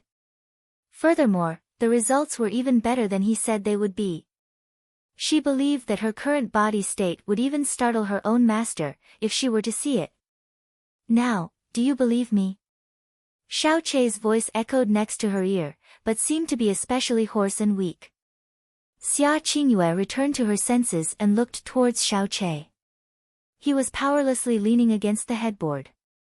His forehead and all of his clothing had already been soaked in sweat and his complexion was pale enough to frighten, like he had just survived a severe illness. Thinking about how every needle had been accompanied by profound strength, an aching feeling suddenly appeared in her heart, a feeling similar to being pricked. This feeling threw her mind into disorder, because she shouldn't have any feelings of heartache for this person that she could only share the status of being married, and nothing else, with. "I believe you. I believe that you really are a spirit doctor." Xia Qingyue gave him a complex look. "It turns out that you, who had been looked down upon by everybody in Floating Cloud City, actually had such an shocking ability. But, you clearly know that I don't have any kind of affection for you. After 1 month, I will still forever leave you. Why expose all of this to me? Why grant me such a large favor and try so hard for me?" Favor, this was really an incomparably immense favor. 3 reasons. The powerless Xiao Che panted and was gasping for breath, but still smiled with his entire face. "Almost everyone looked down on me and you had even more reason to look down on me. But you didn't, and instead have always protected my pathetic dignity to the best of your ability. Last night, you went out to look for me because you were worried, and also silently delivered a blanket for me. Everyone who treats me well, I will forever treat them even better." Xia Qingyue, the second reason. "You are, all in all, my wife." Xia Qingyue opened her mouth a few times, but couldn't find the words. The third reason is also the most important reason. The smile on Xiao Che's face turned vague. "I thought that your appearance after undressing would be a lovely sight to see." Whenever Xiao Che took liberties with her using his vulgar mouth, she would always treat him with a cold indifference. However, this time, watching the vulgar smile on his pale face, she couldn't bring herself to be angry. "The explanation is over." Xiao Che extended a hand towards the medicinal pot that he had brought. "Qingyue, my wife, go pour out the medicine in that medicinal pot and drink it." Xia Qingyue gave him a very deep look, then walked over without asking what kind of medicine it was. She poured the concoction from the pot out and swallowed it in one gulp. "This is the first treatment. If you want to keep this current state forever, you need a total of 7 treatments. The best time is at 3 in the morning because this the one time in the day when the yin qi is the heaviest and result of the treatment, the best. Of course, whether we proceed or not, the decision lies with you." After saying all of that, Xiao Che closed his eyes in exhaustion. It definitely wasn't an act, his physical strength had truly been gravely overtaxed. "Have a good rest." Xia Qingyue's gaze became even more complex. After she quietly spoke, she walked outside and soundlessly closed the door. Standing in the center of the courtyard, Xia Qingyue raised her hands and looked at her palms, the expression in her eyes hazy. "What kind of person is he really? At the very least, I've always judged him wrongly. All of Floating Cloud City have also judged him wrongly." After Xia Qingyue left, Xiao Che's body had also fallen completely and crookedly onto the bed. He rested there, not wanting to move at all, his mouth occasionally uttering a vague mumble. Hoo. My current stamina is too poor. I almost collapsed from fatigue just opening the profound. If master knew that I actually had the other person take off her clothes, he might be angry enough to come down from heaven to teach me a lesson. After all, I could practice acupuncture through clothing at the age of 13, and could practice acupuncture through clothing with my eyes closed at 15, to sleep. The entire Shao clan had been immersed in an extremely different atmosphere ever since they received the letter from the Shao sect. Clan master, elders, performed their duties each day with great diligence. From morning to evening, they prepared to greet them for fear of showing the least bit of neglect. The younger generation, as if on steroids, trained even harder. They all dreamed of having a breakthrough in these next few days, thereby increasing the chance of being brought back to the Shao sect. However, all of this clearly had nothing to do with Shao Che. He could be counted as the most leisurely person in the entire Shao clan. Today, at the Shao clan's rear mountain. This was the cemetery opened up in the rear mountains by the Shao clan. After a member of the Shao clan died, it was more than likely that they would be buried here. Shao Lai quietly stood in front of a gravestone, his white hair, the result of having been through many changes and sorrow, fluttering freely in the wind. The wind whistled. Everything else was desolate. On this gravestone, the two words, Shao Ing, were engraved. Ing heir, I know that ever since childhood, you dreamed of fulfilling your ancestors' hopes and returning to the Shao sect. To shake off this abandoned blood of ours. Now, this opportunity has finally arrived, it's just, an entire 16 years too late. The expression in Shao Lai's eyes was misty. He stiffly stood there, his mouth uttering an involuntary sort of mutter. I know, even though so many years have passed, that you still have many concerns. Che Heir's profound veins have been deformed since his childhood. This is also fine. Even though he's destined to be mediocre all his life, but without action, there won't be struggle and hatred. Now, Che Heir is already married. I hope from now on he can always live on peacefully. Even though he's not your real child, he is still the one that you two spent your lives, and the life of your child, to protect. I will also protect his peace to the best of my ability. Snap. A quiet snapping sound entered Shao Lai's ear, startling him. He returned to his senses in a flash and turned his head, shouting in a low voice. Who? Following his shout, Xiao Yulong's figure walked over from behind a thick and solid tree at the center of the courtyard.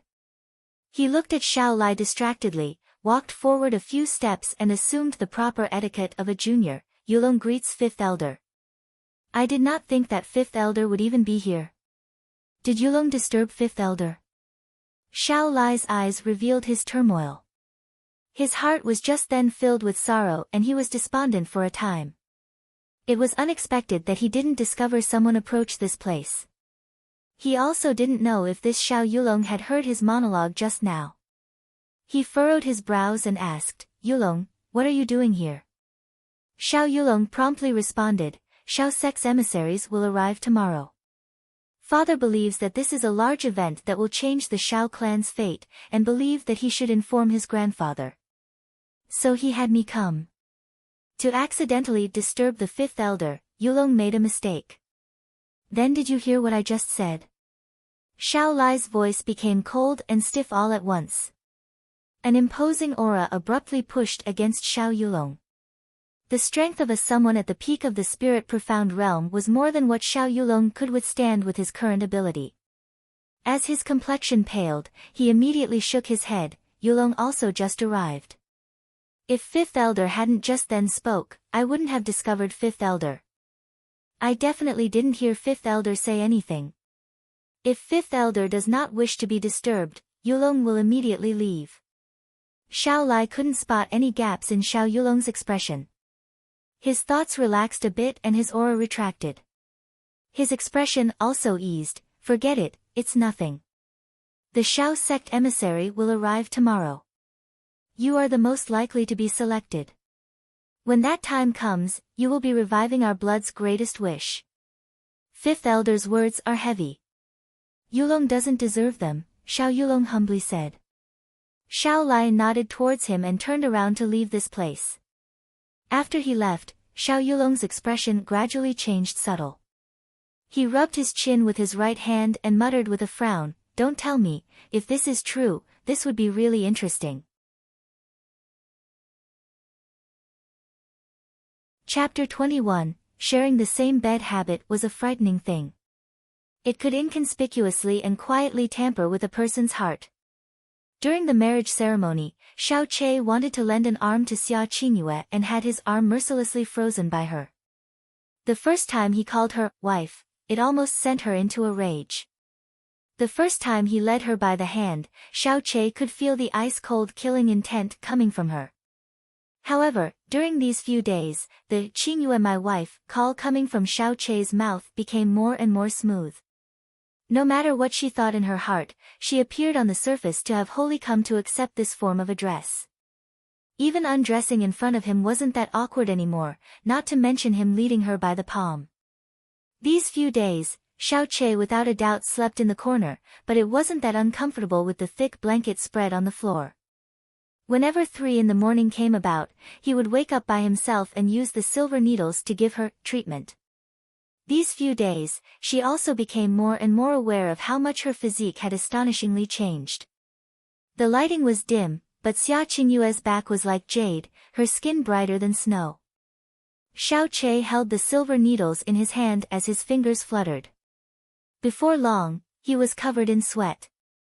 Half an hour later, another session of "Opening the Profound" had finished.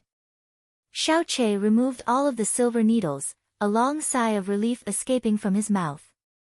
Exhausted, his mind suddenly felt dizzy and his body swayed before collapsing on top of Xia Qingyue's bare back. An indescribable feeling of warmth and softness spread across his chest.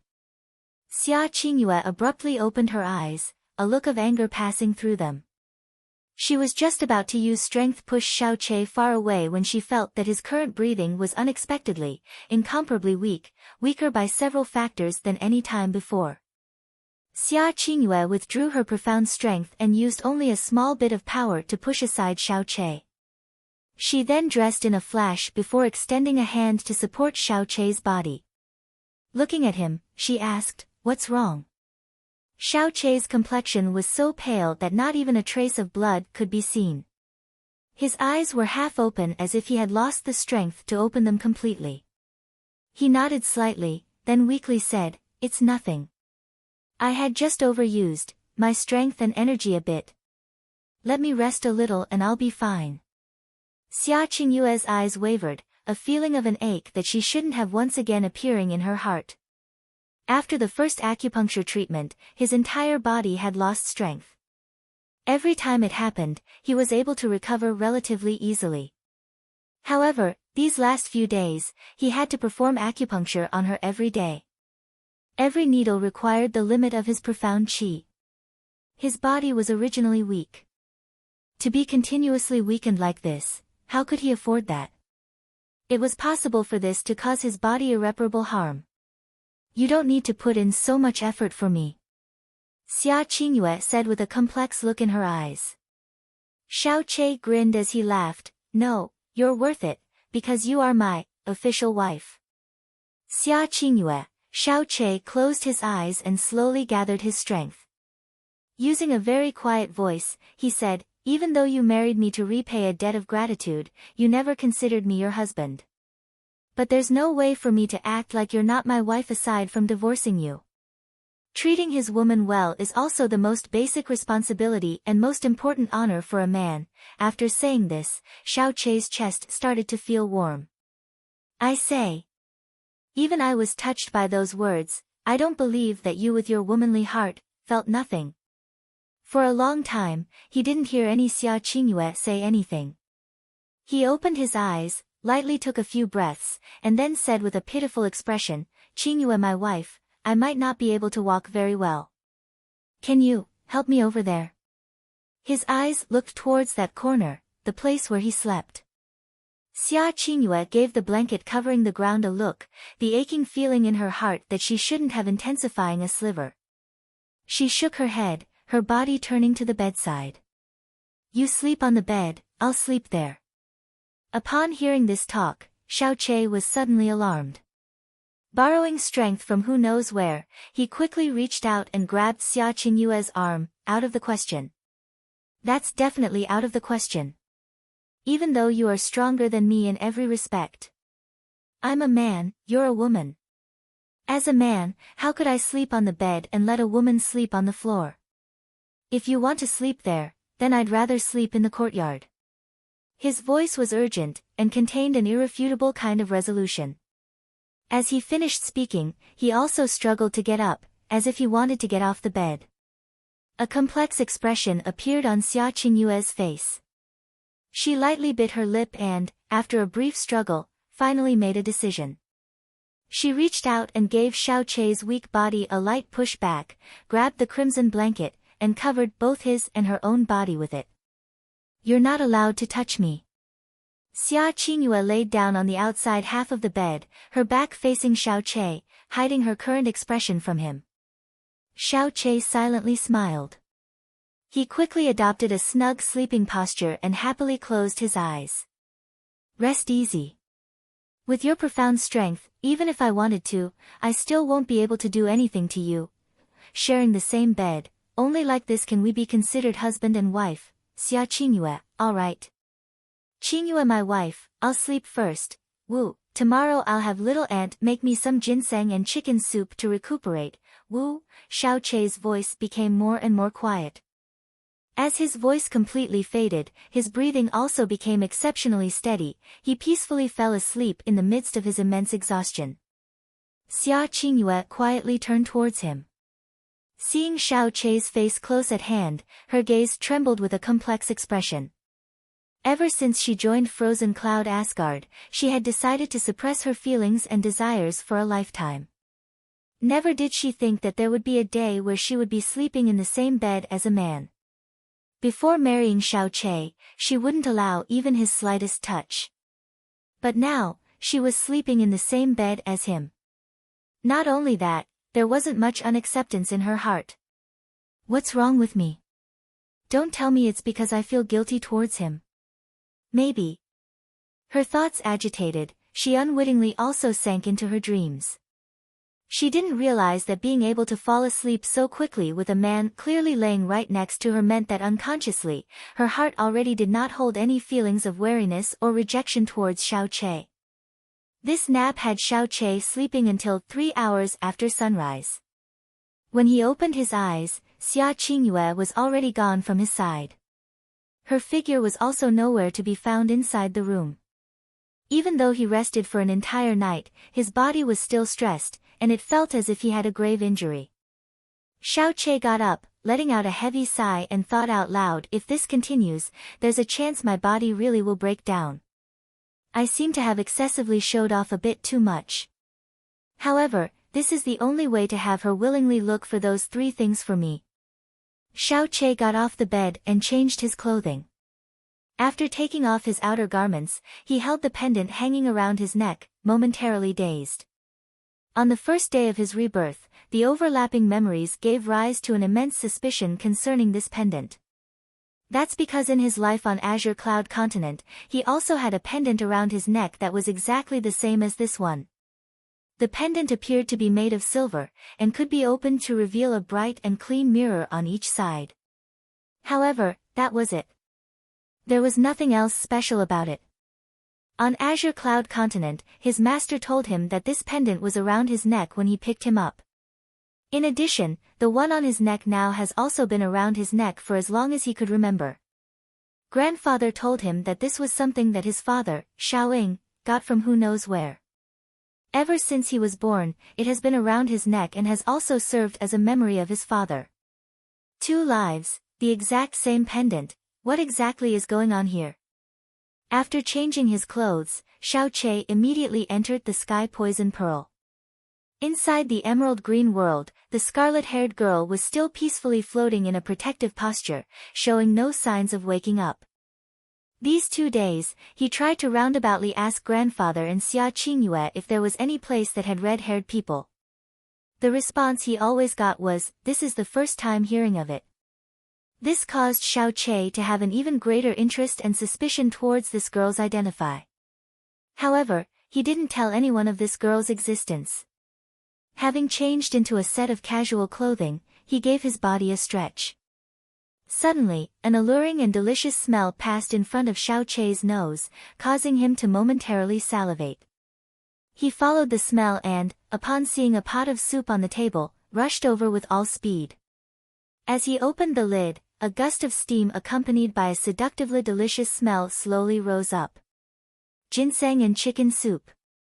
Ah! Little ant is the best after all. Xiao Che's stomach immediately rumbled. He picked up the chopsticks and started gulping down the food. After he ate for a while, the front door was pushed open, and Xiao Lingxi, dressed in all light yellow, charmingly walked in. Upon seeing Xiao Che's table manners, she opened her mouth to say, Chicken soup. It smells delicious. And it seems to have the smell of ginseng. Little Che, who made this chicken soup for you? And you didn't tell me, sneakily eating here by yourself. Xiao Lingxi's words gave Xiao Che a moment of pause. Little ant, don't tell me that you didn't bring this over. Of course not. As Xiao Lingxi finished speaking, the expression in her eyes suddenly became strange. Who else in this Xiao clan would make chicken soup for you besides me? It can only be your wife, Qingyue. It seems that the relationship between you two as husband and wife is fairly good. Xiao Lingxi's words obviously carried a sense of sourness. Xiao Che set down his chopsticks and muttered, How could she make chicken soup for me? This definitely wasn't possible. It doesn't matter who made it for you. To begin with, you liked chicken soup, just drink it all. I came here to tell you that the Xiao sect people will arrive in the afternoon. Right now, the entire Xiao clan is preparing for it. When the time comes, you have to be a bit careful. You must not carelessly offend the Xiao sect people. Xiao Lingxi solemnly said. I know. If worse comes to worst, I just won't go outside. They couldn't possibly select me anyway. Xiao Che answered indifferently. You can't stay inside.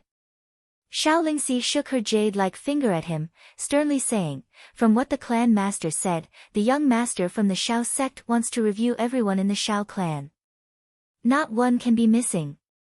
At that time, you must not forget your manners. Then there's even less to worry about. It's not like little ant doesn't know that I always have been the most well-behaved. Xiao Che answered with a smile. He then started to gulp down the food again. All right. Then I'll go to Daddy first to help.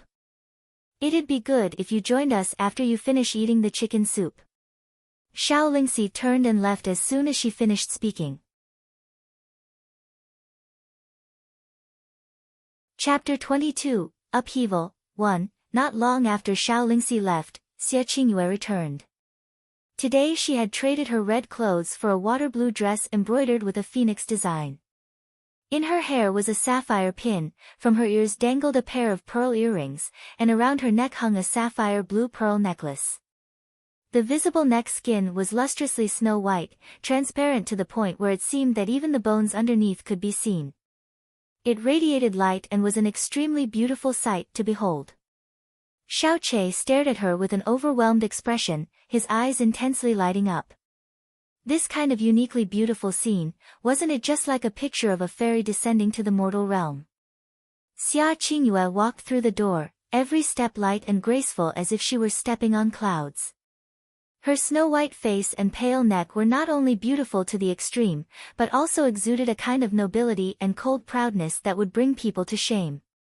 No one who saw her would believe that she was merely the daughter of a small-town merchant, but would rather think that she was an aloof and untouchable empress. Xiao Che stared at her in a daze as his heart sighed 1,000 times. This room was the only place that she could have changed.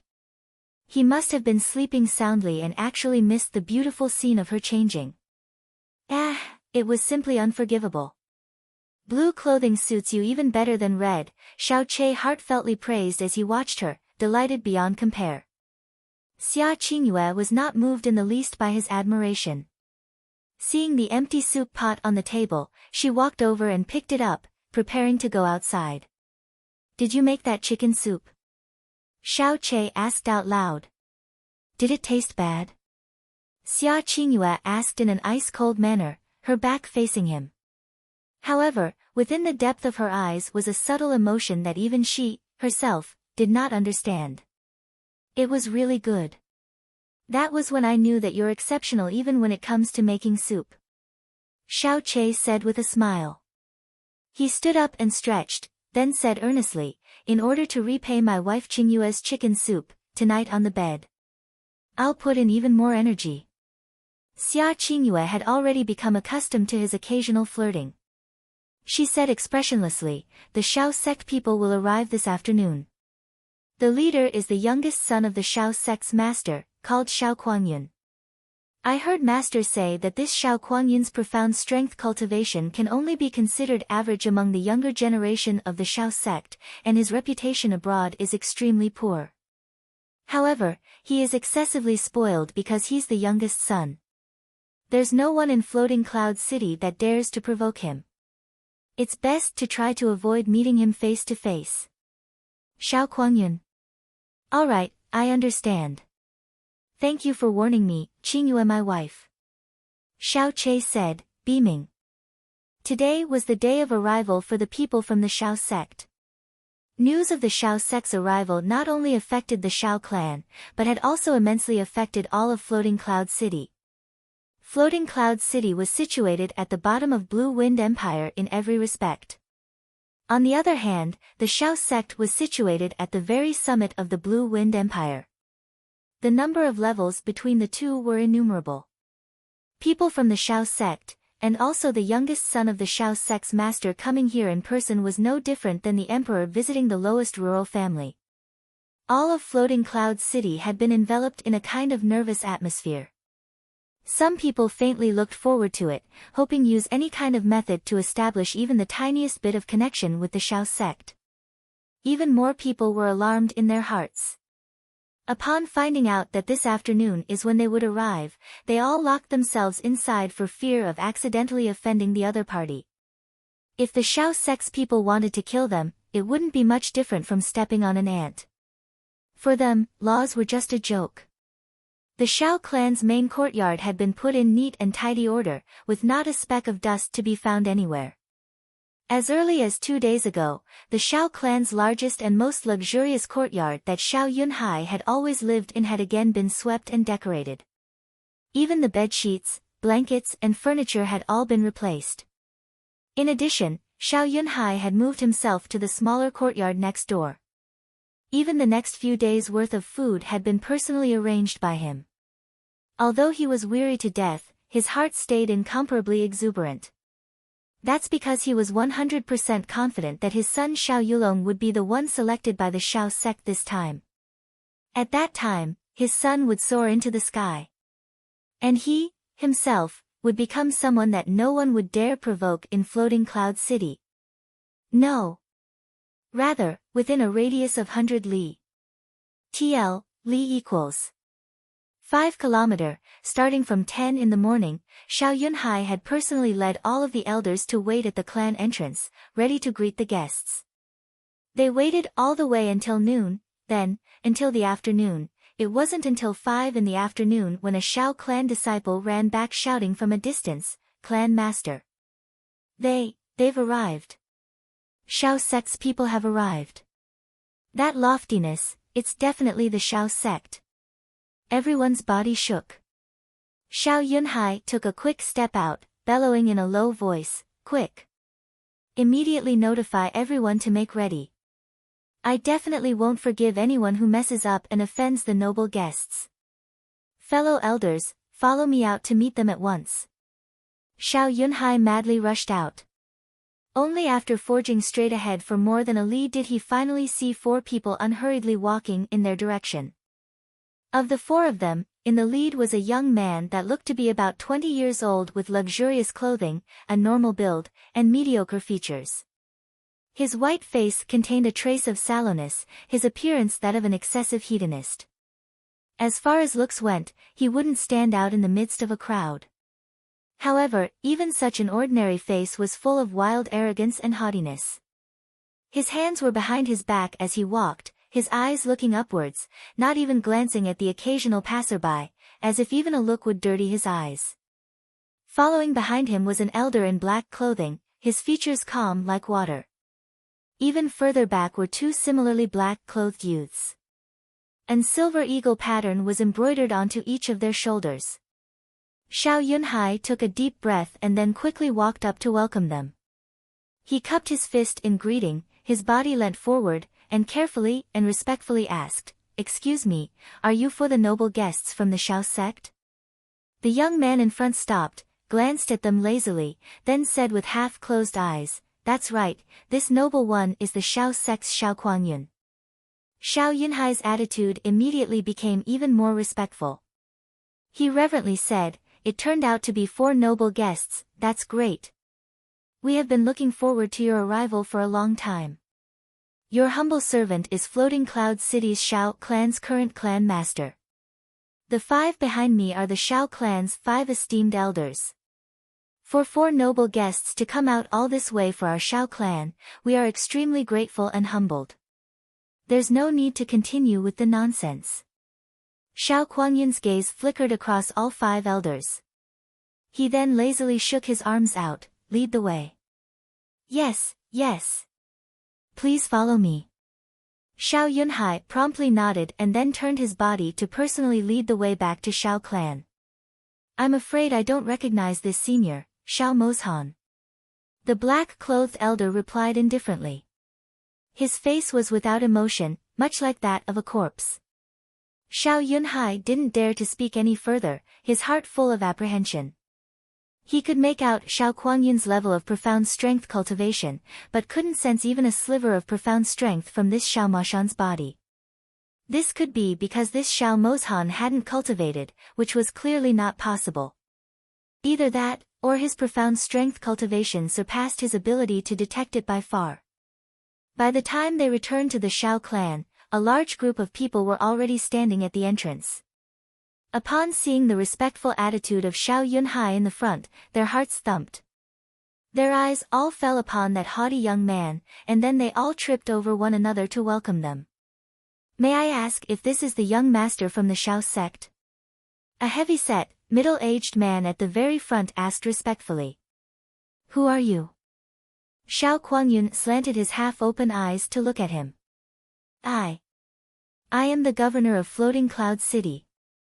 My lowly name is Situ Nan.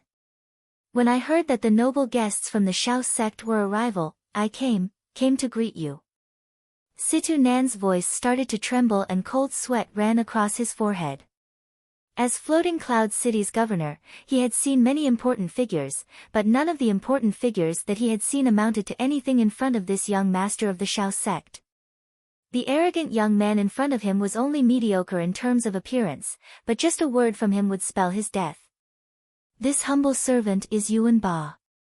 I've been good friends with the Xiao clan master for many years. I came to admire the gracefulness of the Xiao sect young master. I also brought a few meager gifts, I hoping the young master will accept them." The Yuan family head, equally famous among the Xiao clan and Floating Cloud City, also rushed forward, his face full of respect. His hands offered a small and delicate jade box. Xiao Kuangyun passed his gaze over that jade box and then swept his hand towards the 2 people behind him. "Receive it." One of the people behind him immediately stepped forward and expressionlessly took the jade box into his hands. Seeing that the Xiao sect young master had actually accepted his gift, Yuan Ba's face filled with happiness. Other people looking to establish some small bit of relationship with the Xiao sect scrambled forward to present their own gifts. Xiao Kuangyun didn't refuse anyone and accepted all the gifts without question. Then, with slanted eyes, he carelessly spoke, "All of you withdraw. It's already a bit late today. If there's anything else, we'll talk about it tomorrow." Right.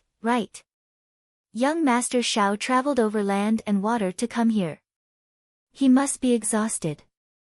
We'll come back tomorrow once young Master Xiao has rested.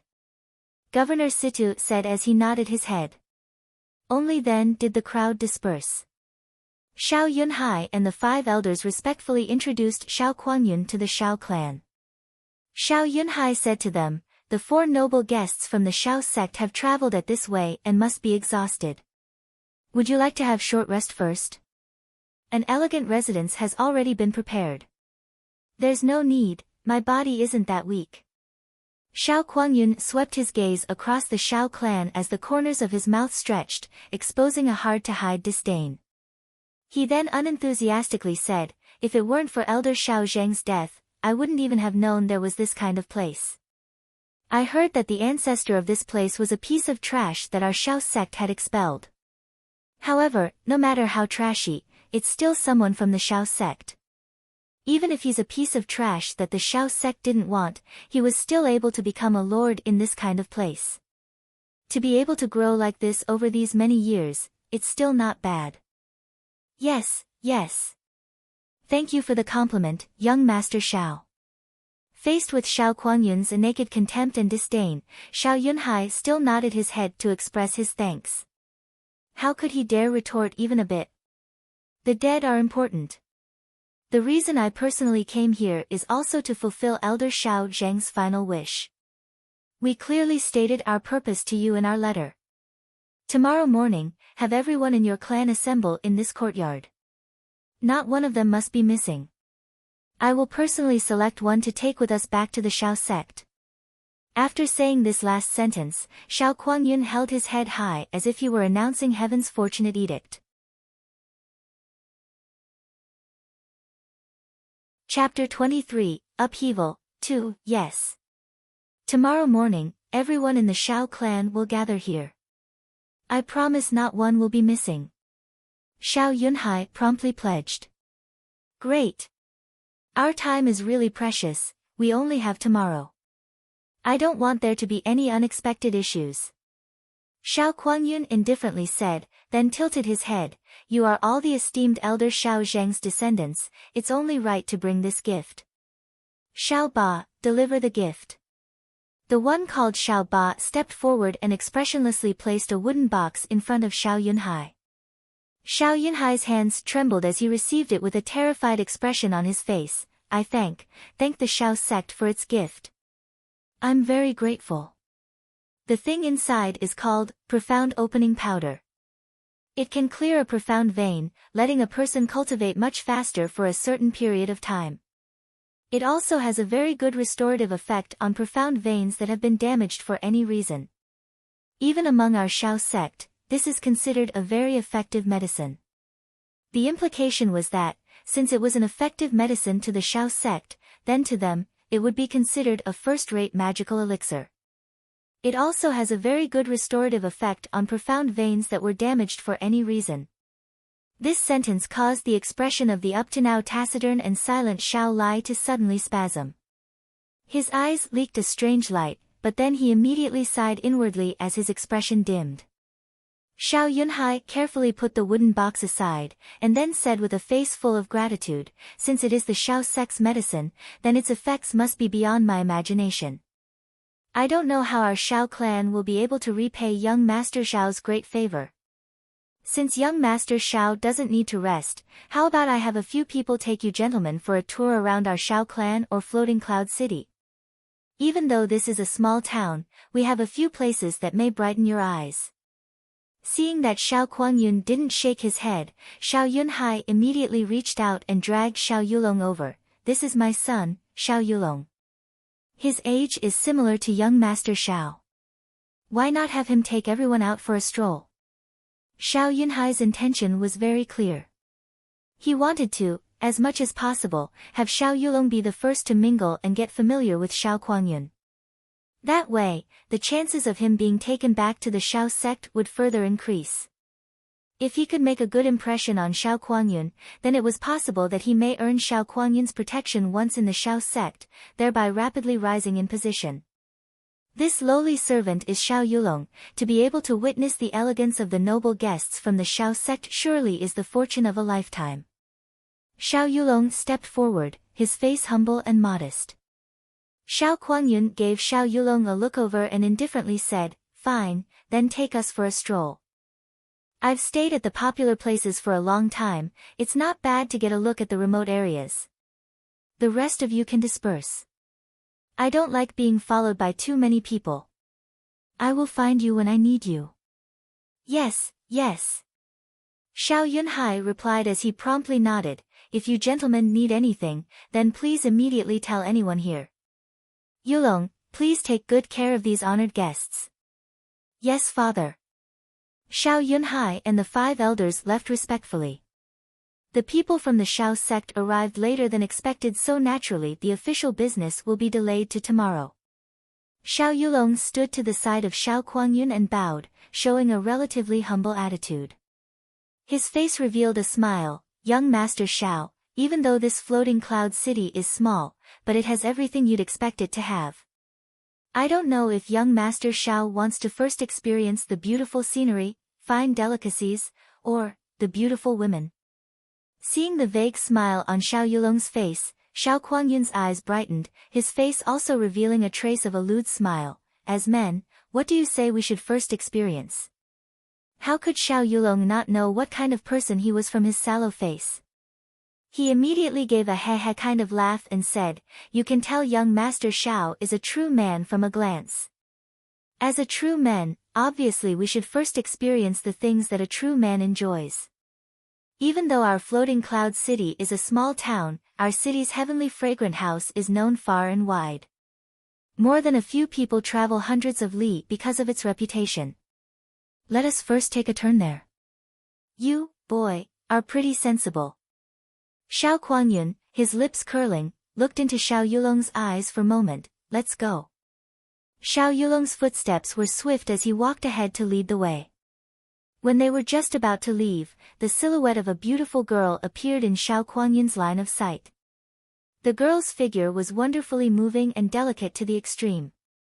Looking from afar, her physique was so graceful that it was simply too hard to describe. Under the azure long skirt, one could faintly make out a pair of exquisite and slender legs.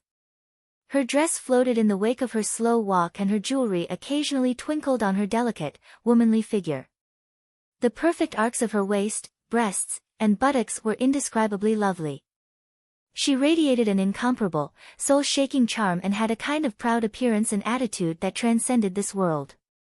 Xiao Kuangyun's mouth gaped widely and his entire body froze on the spot. His eyes unwaveringly stared at that exquisite silhouette in the distance.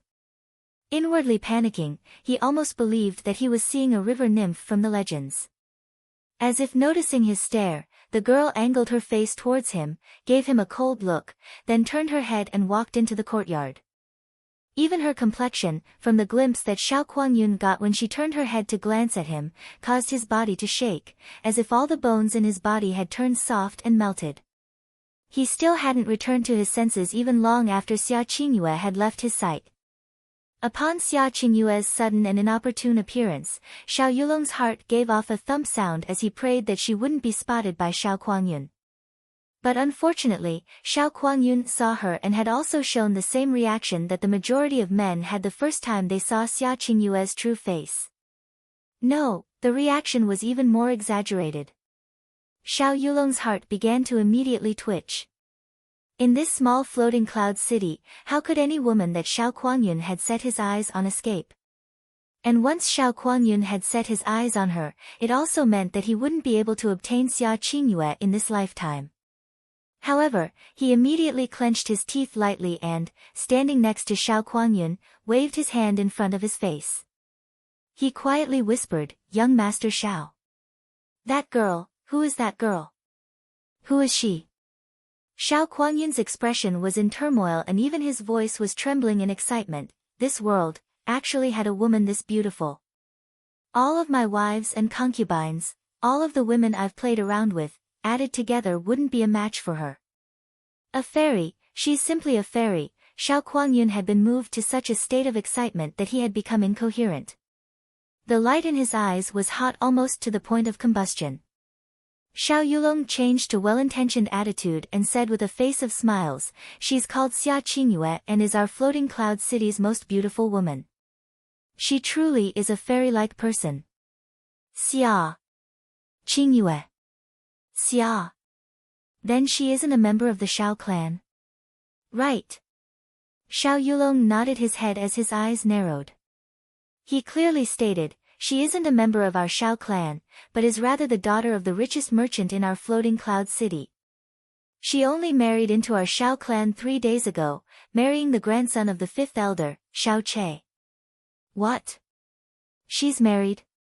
Xiao Kuangyun's expression belied his disappointment. In a flash, it then turned into a burning jealousy and an extremely intense desire. She's actually married. And married into your Shao clan. That's absolutely ridiculous. How could the grandson of a puny Shao clan elder be worthy of this kind of fairy? Right.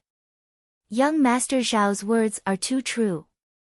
Xiao Yulong promptly agreed, only a person with a dragon's amount of talent like young Master Xiao can be worthy of this kind of fairy. Young Master Xiao doesn't know that even though the person she married is the grandson of an elder, he is actually our Shao clan's most useless person. His profound veins have been deformed since his childhood. Even now, he's still only at the first level of the elementary profound realm. He's an absolute disgrace to our Shao clan. What? Xiao Kuangyun's expression turned ashen and his hands began to tremble. This beauty is unexpectedly married to that kind of trash. This is absolutely unforgivable, unforgivable. That kind of woman should belong to me, Xiao Kuangyun. How could a piece of trash from the Shao clan be worthy of her? Xiao Kuangyun growled in a low voice, the flames of his jealousy igniting. He immediately walked towards the courtyard that Xia Qingyue had just entered.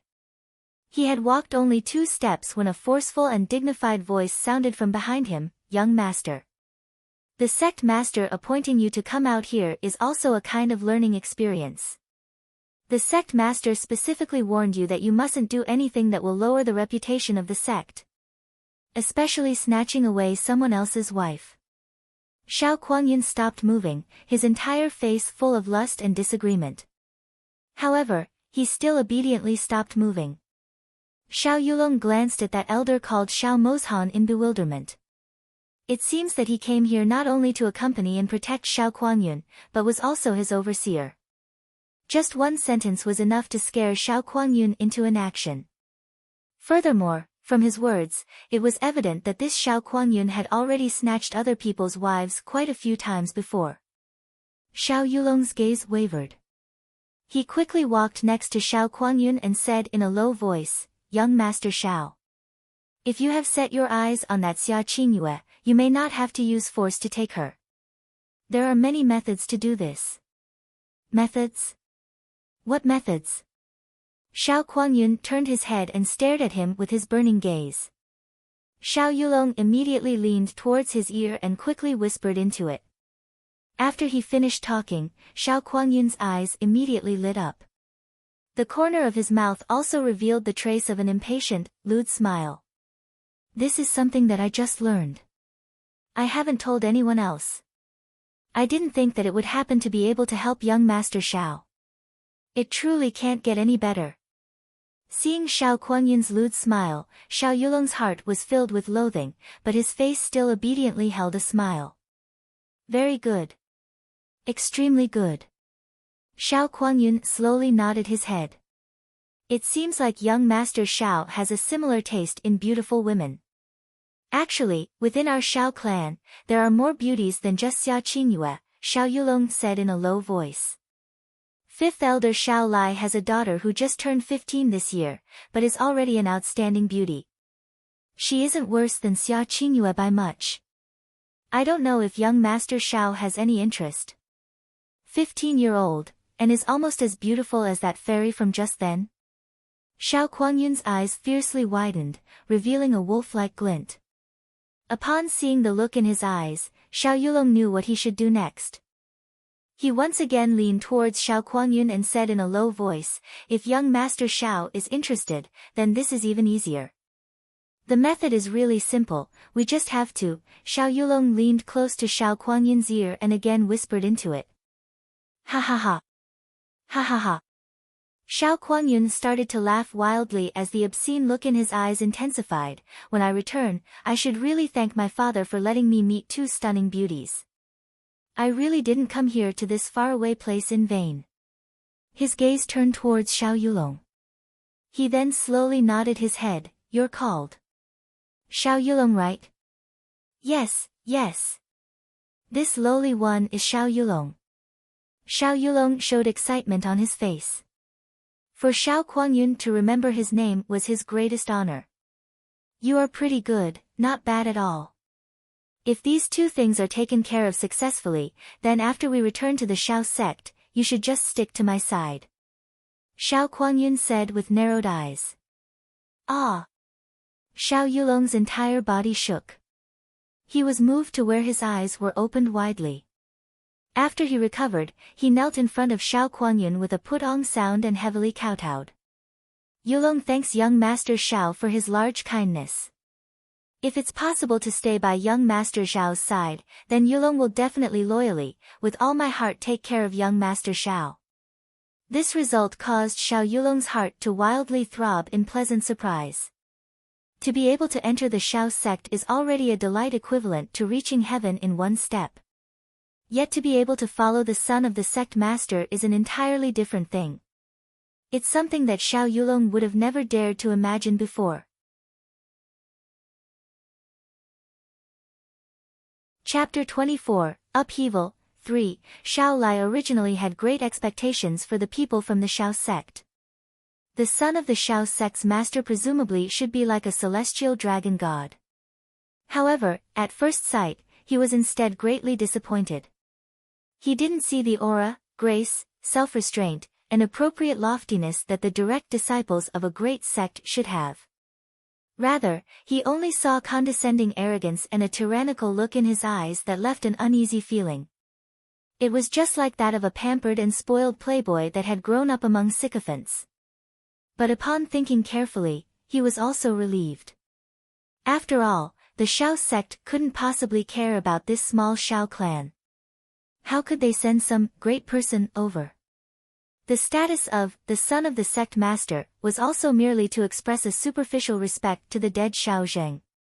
Daddy, I just heard them say that you and the clan master headed off to welcome the Xiao sect's people.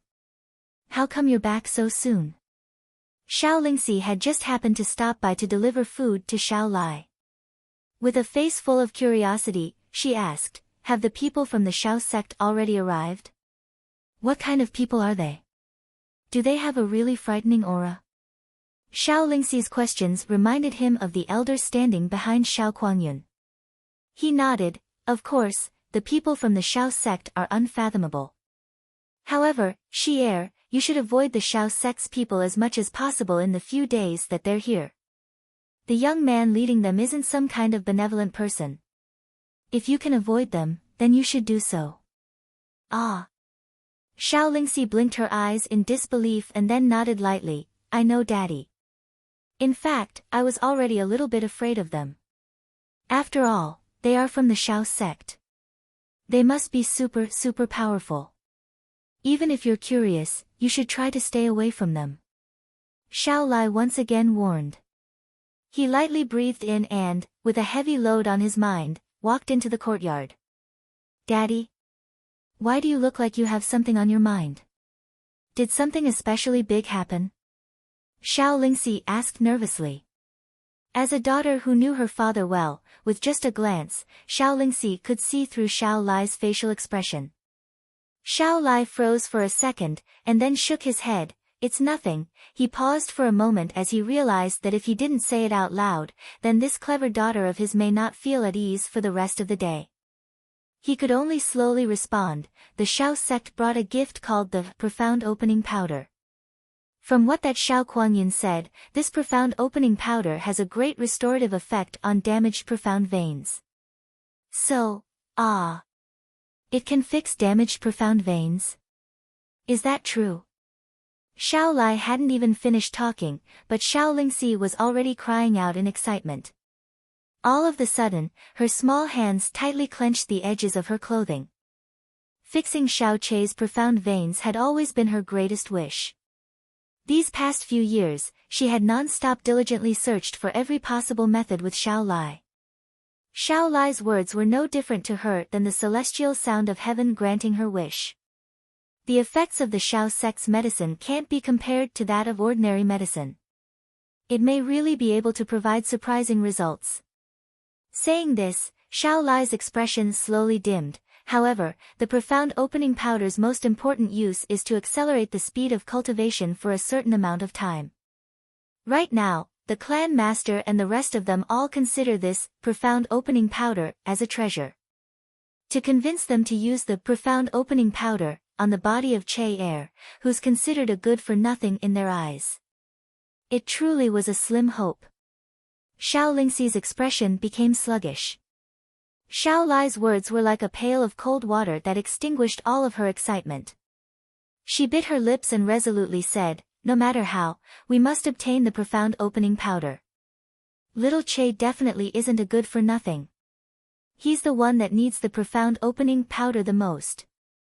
I'll try with all my power to fight for it." Seeing her daughter's expression, Xiao Lai let out a long sigh. However, in his heart, he was perfectly clear how little hope there was of getting the profound opening powder. In other words, it was absolutely impossible. Nightfall. I saw the Xiao sect's Xiao Kuangyun today. Candlelight faintly swayed inside the room. Xia Qingyue sat at the side of the bed and lightly said, "Oh, what kind of person is he?" Xiao Che yawned before casually asking with an indifferent look. "He is like his name." Xia Qingyue's eyebrows drooped as she remembered the look in Xiao Kuangyun's eyes as he looked at her. A look of disgust passed through her eyes. Her master had told her that of the Xiao sect master's 4 sons, the other 3 all could be considered as having dragon-like talent. Only the 4th son was an 100% idiot. However, he nevertheless was doted on the most by the sect master, possibly because he was the youngest and was the legal wife's only son. TL, Kuangyun translates to wild/violent cloud. That's pretty normal. If you think about it, it's pretty obvious what kind of people the Xiao sect would send to this place. But either way, it still has nothing to do with me. At the most, I just have to go tomorrow as a formality. Xiao Che shrugged as he spoke. His eyebrows suddenly twitched, and his expression sharpened slightly. He raised his head and asked, "Qingyue, my wife, you said you saw him. Then did he also see you?" "That's right, why?" Xia Qingyue raised her eyebrows. Xiao Che raised his hand to rub his chin, then suddenly said, "You said before that he was a piece of trash with an exceedingly bad reputation." "This kind of trash, sigh, Qingyue, my wife. If I haven't guessed wrong, your master should be near Floating Cloud City, right?" "How did you know?" A trace of astonishment flashed across Xia Qingyue's face. Xiao Che didn't explain. He said with a serious expression, "Since it's like that, think of a way to communicate with your master. It'd be best to have her come to this place tomorrow." After thinking for a moment, his expression once again relaxed. "Since your master is nearby, then I guess there won't be any big problems. Let's sleep." Xia Qingyue's delicate brows raised slightly, and she then quietly pondered for a moment. She once again thought back to the expression in Xiao Kongyun's eyes as he looked at her this afternoon and finally understood the meaning behind Xiao Che's words. Her expression suddenly spasmed, and she unconsciously reached out to pinch the icicle-shaped sound-transmitting device at her waist. Seeing Xiao Che preparing to spread the blanket at the corner, her gaze faintly swayed. Her lips continuously moved quite a few times before she finally let out a voice, "Come sleep on the bed." "Ah." Xiao Che turned his body towards her and said with wide eyes, "Qingyue, my wife, what did you say?" Xia Qingyue immediately turned her face away to hide her current expression. She coldly replied, "If you didn't hear it, then forget it." "I heard it." "How could I not have heard it?" Xiao Che immediately nodded like a chick pecking rice. He threw the blanket in his hand away and quickly threw himself onto the bed, then looked at Xia Qingyue with a happy smile. "Qingyue, my wife, will you sleep on the inside or outside tonight?" Xia Qingyue didn't reply. With a wave of her snowy hand, she extinguished all of the red candle in the space of a second. The room was immediately pitch black, and her heart also secretly let out a sigh. She reached out and pushed Xiao Che to the inside, pulled the blanket over, and covered both of their bodies with it.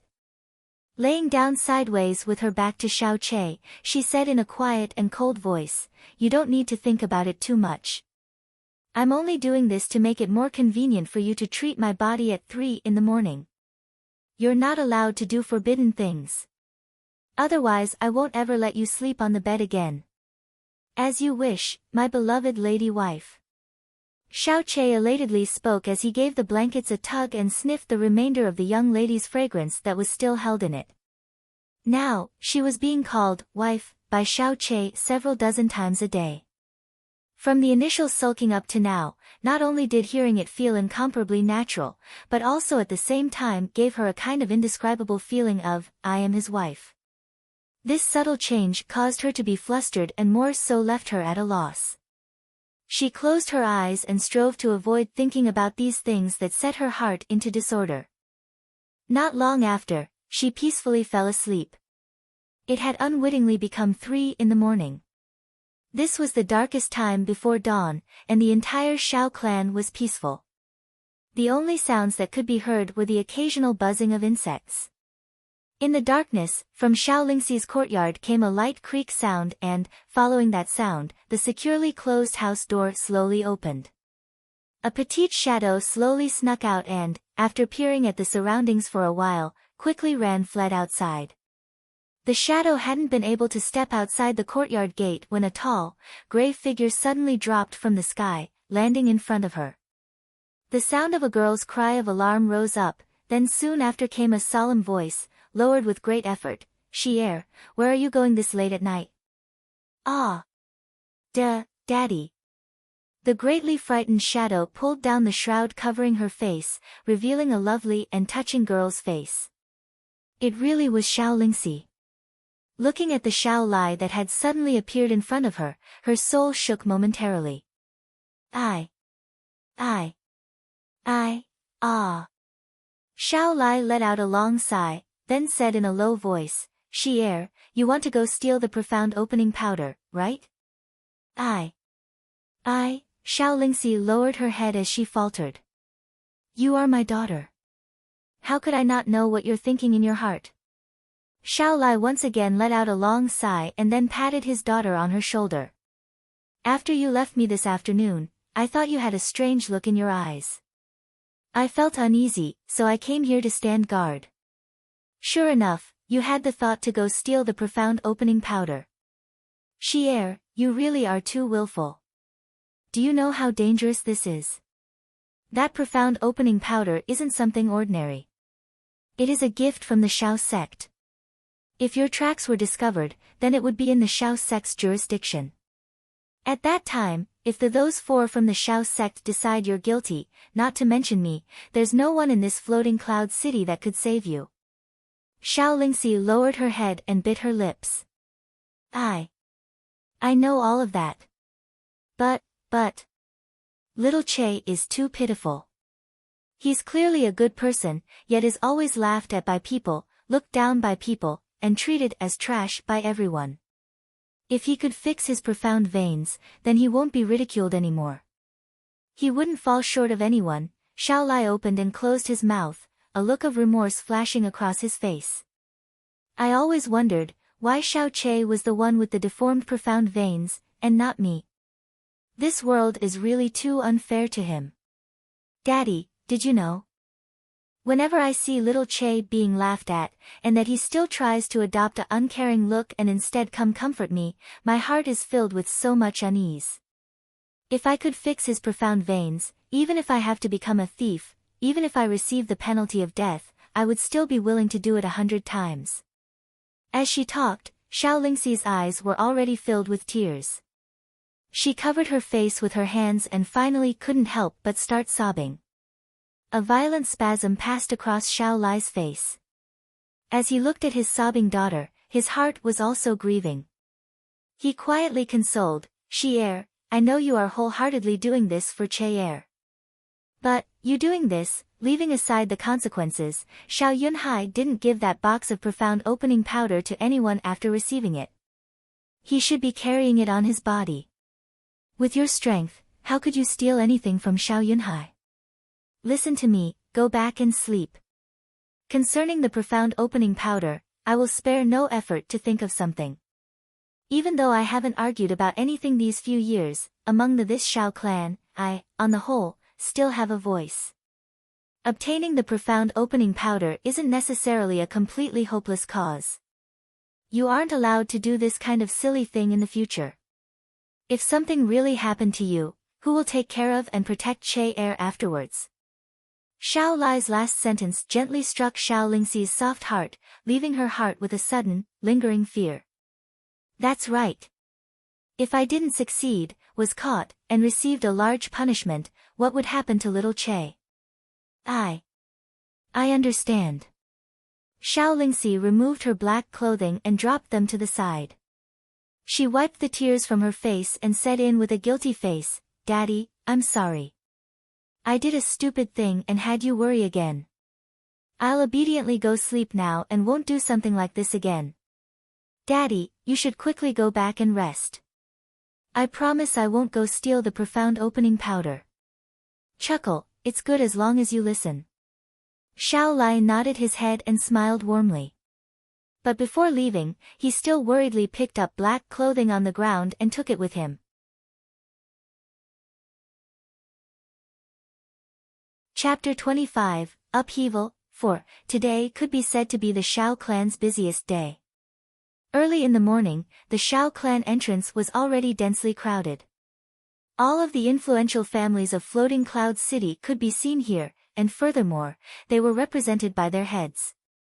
Although there were many present, none dared to be loud. They all whispered to one another in the smallest voices possible for fear that they would disturb the important guests amongst the Xiao clan. I heard a long time ago that the Xiao clan's founder came from the Xiao sect. It looks to be unexpectedly true. The Xiao clan will be soaring to new heights. We have to maintain a good relationship with them from now on. Good thing I've never offended the Xiao clan, otherwise I wouldn't be able to eat or sleep in peace. Old Mu, why did you come too? Oh, everyone was rushing to be the first here, so I couldn't not come. They're here to establish a relationship, but I'm here just in case. What if that brat from the Xiao sect checked how many influential families were in Floating Cloud City and then saw that no one from my Mu family came here? If they find some fault with that, then my entire family would have to bear the consequences. Xiao clan's entrance remained closed, and everyone outside all waited with great care. Not one of them dared to leave. They waited until 9 in the morning. Before dawn, a platform had been set up in the empty ground in the middle of Xiao clan, with chairs, tables, and all kinds of equipment set up around it.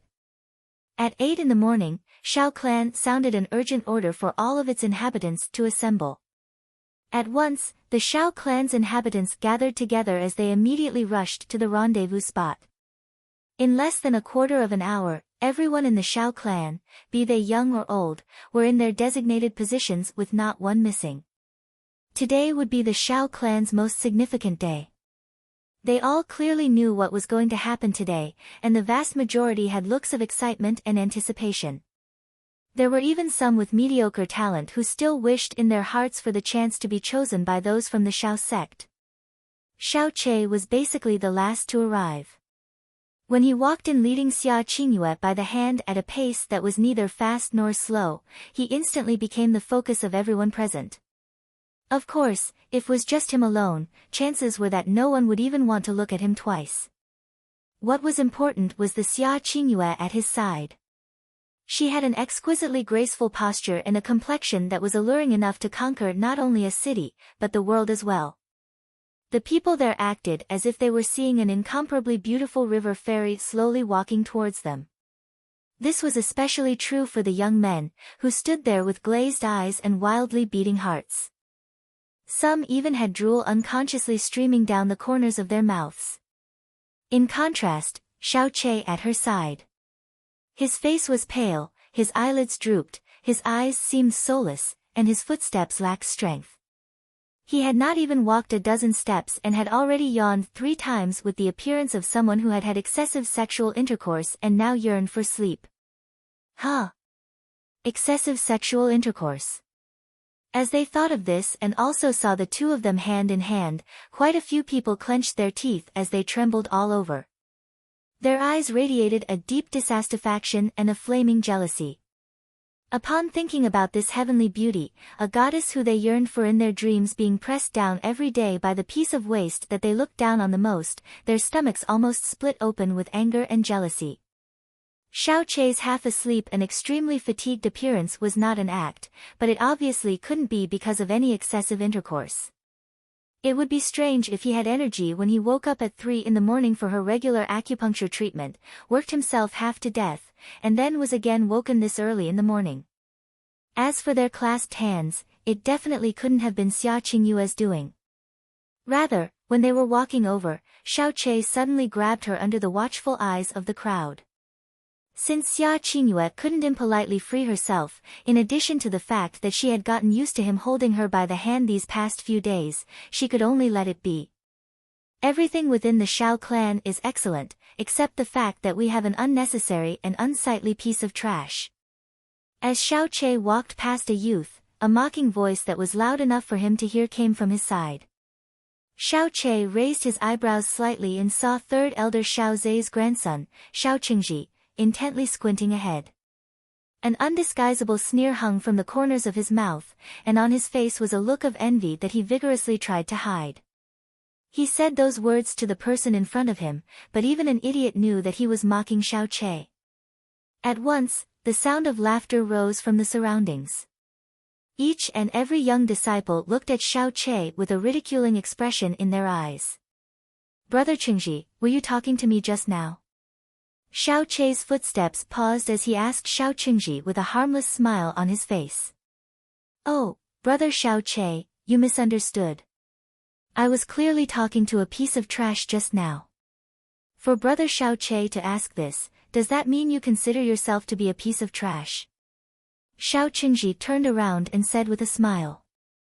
As his gaze touched Xia Qingyue's beautiful snowy face, a difficult-to-disguise look of zeal flashed through his eyes.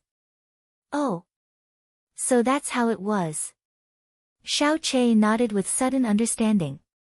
He then pulled Xia Qingyue's hand along with him. "Looks like he wasn't talking about me. Qingyue, my wife, let's hurry up and return to our position."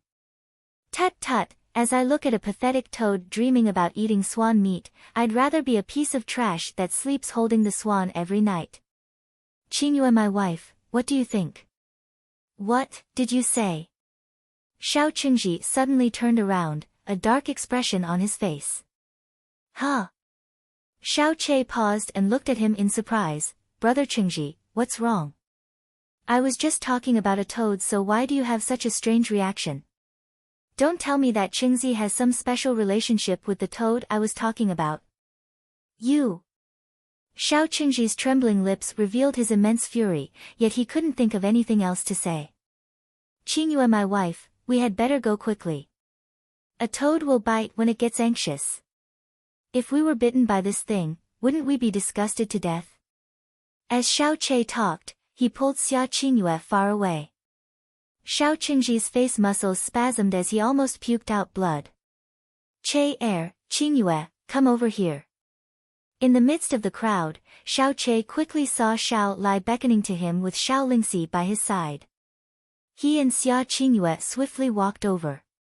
After Xia Qingyue underwent Xiao Chei's acupuncture treatment, not to mention her physique, even her face showed a great change. Ignoring her physique, her complexion had become more delicate, rosy and luminous. However, this change of complexion held a different meaning under Xiao Lai's eyes. Seeing Xiao Chei clearly exude an spiritless attitude, Xiao Lai lowered his voice and said with a chuckle, "Chei, you're still too young. You're only half grown, and your body is still developing.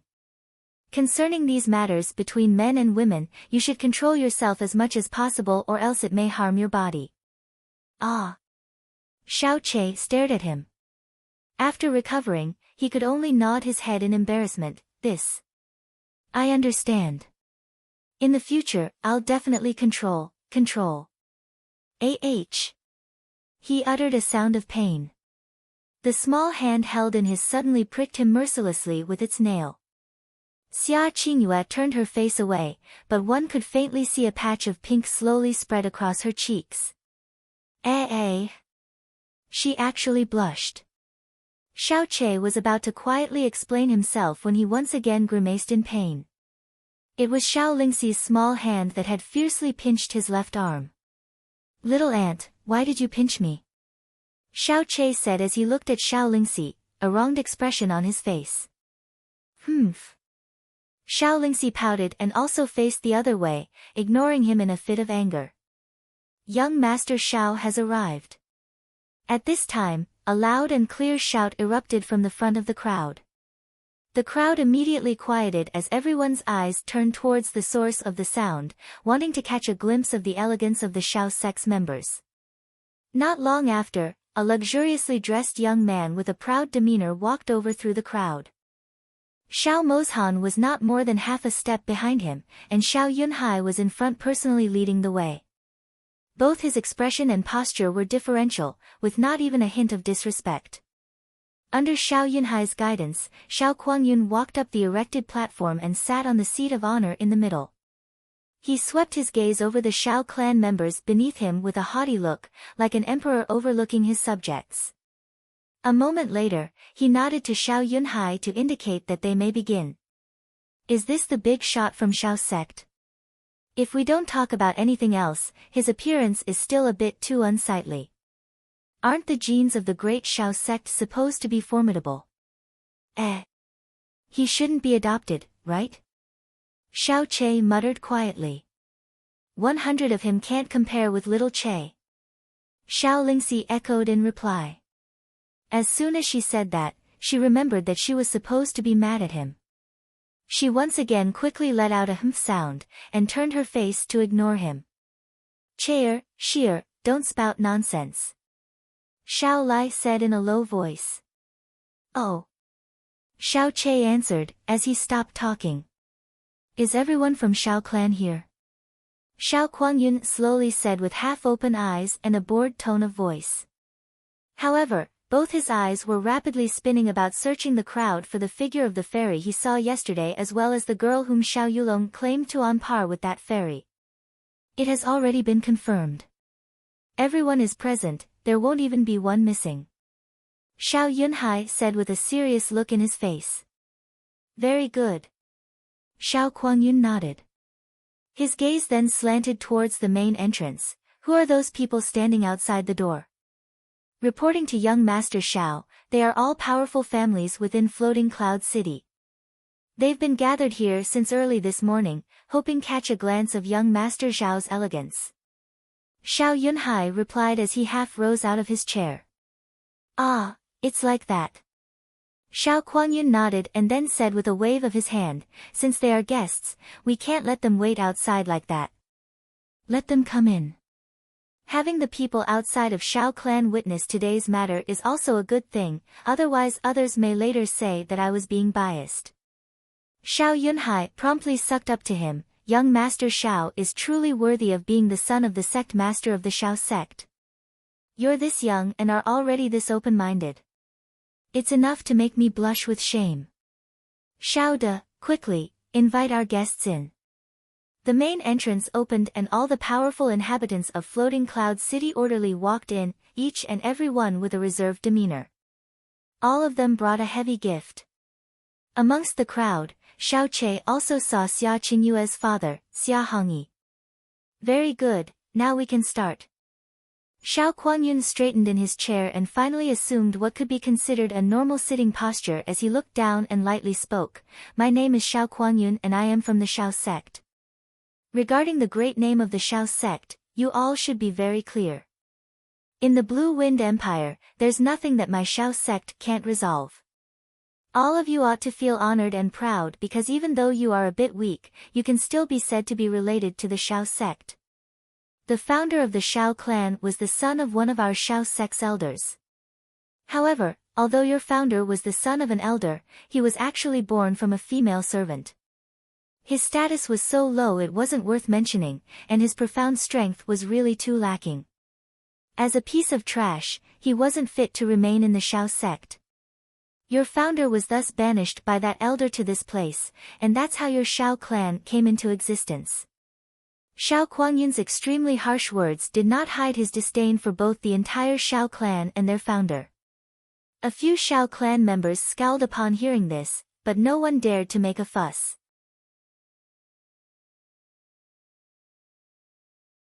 Chapter 26, Upheaval. 5. Shao Kuangyun was really wild, but within the Shao clan, he truly had the right to be wild. Not to mention his ear-piercing speech, even if he had called the entire Shao clan dogs, everyone in the Shao clan would have to obediently listen. There definitely wouldn't be anyone who would dare to retort. It may even be possible that some would wag their tails accordingly. Before Elder Shao Jing died, he remembered his affection for his son, and left behind a dying wish. He hoped we would find the one with the best aptitude amongst the younger generation here to bring back to the Shao sect. Shao Kuangyun picked up the roster that Shao Yunhai had prepared overnight, looked all around him, and then arrogantly said, "Today, I will personally check that. In a while, anyone whose name I call will come in front of me and show your profound strength." However, aptitude isn't decided by the level of your profound strength, but by your foundation and potential. Before I came here, my honorable father had me bring a batch of profound opening powder. The person selected not only will be brought back to the Shao sect, but will also receive this profound opening powder as a reward. Good medicine can only be enjoyed by those with enough aptitude. It would only be wasted if used on the body of trash. Saying this, Shao Kuangyun's gaze slanted towards Shao Yunhai. "Clan master, bring out the profound opening powder. Even though this is a gift to the Shao clan, you shouldn't have any complaints about giving this to the one with the best aptitude as a reward, right?" No matter how ridiculous Shao Kuangyun's words were, Shao Yunhai still wouldn't dare to have any reservations. However, upon hearing his words, Shao Yunhai's expression all of a sudden became pale, and a cold sweat broke out on his forehead. He didn't move to retrieve the profound opening powder, but rather stood there in a fluster. "What's the matter?" Shao Kuangyun's expression darkened. "Clan Master Shao, you wouldn't be unwilling to part with the profound opening powder, right?" No, of course not." Shao Yunhai promptly shook his head with a terrified expression. "It's only what?"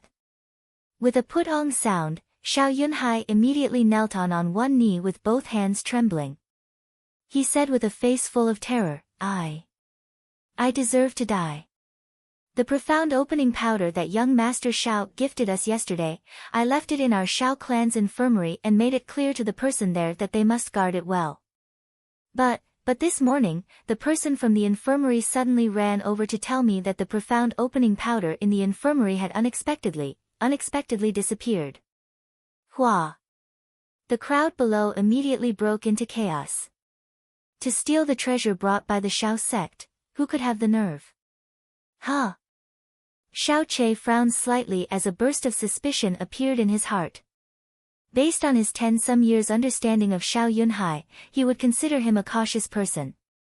Knowing his character, for him to put the treasure that the Shao sect brought in the infirmary after receiving it from them instead of keeping it on himself was a bit unreasonable. Knowing that the infirmary only had Shao Gu, who had wholly devoted himself to medicine and had practically no profound strength, the infirmary could be considered the most weakly defended area within the Shao clan. Not only that, the profound opening powder was brought by the Shao sect.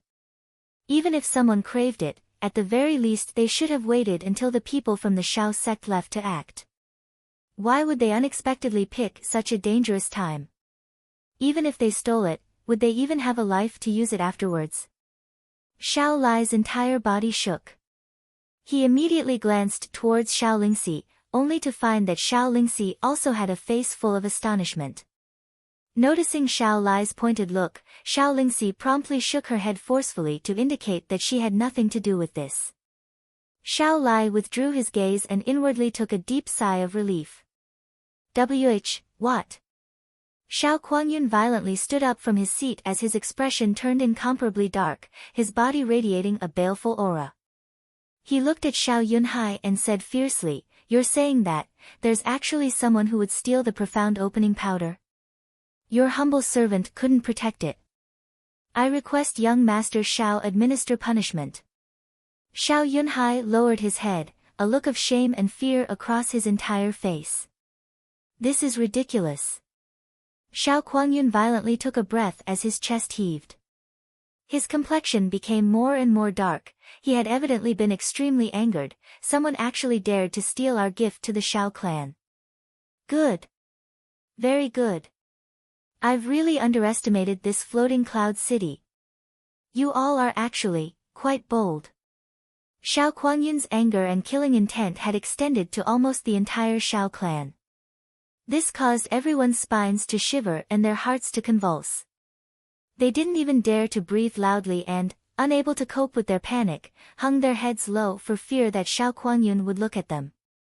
Xiao Che half closed his eyes, his gaze directly on Xiao Kuangyun's eyes.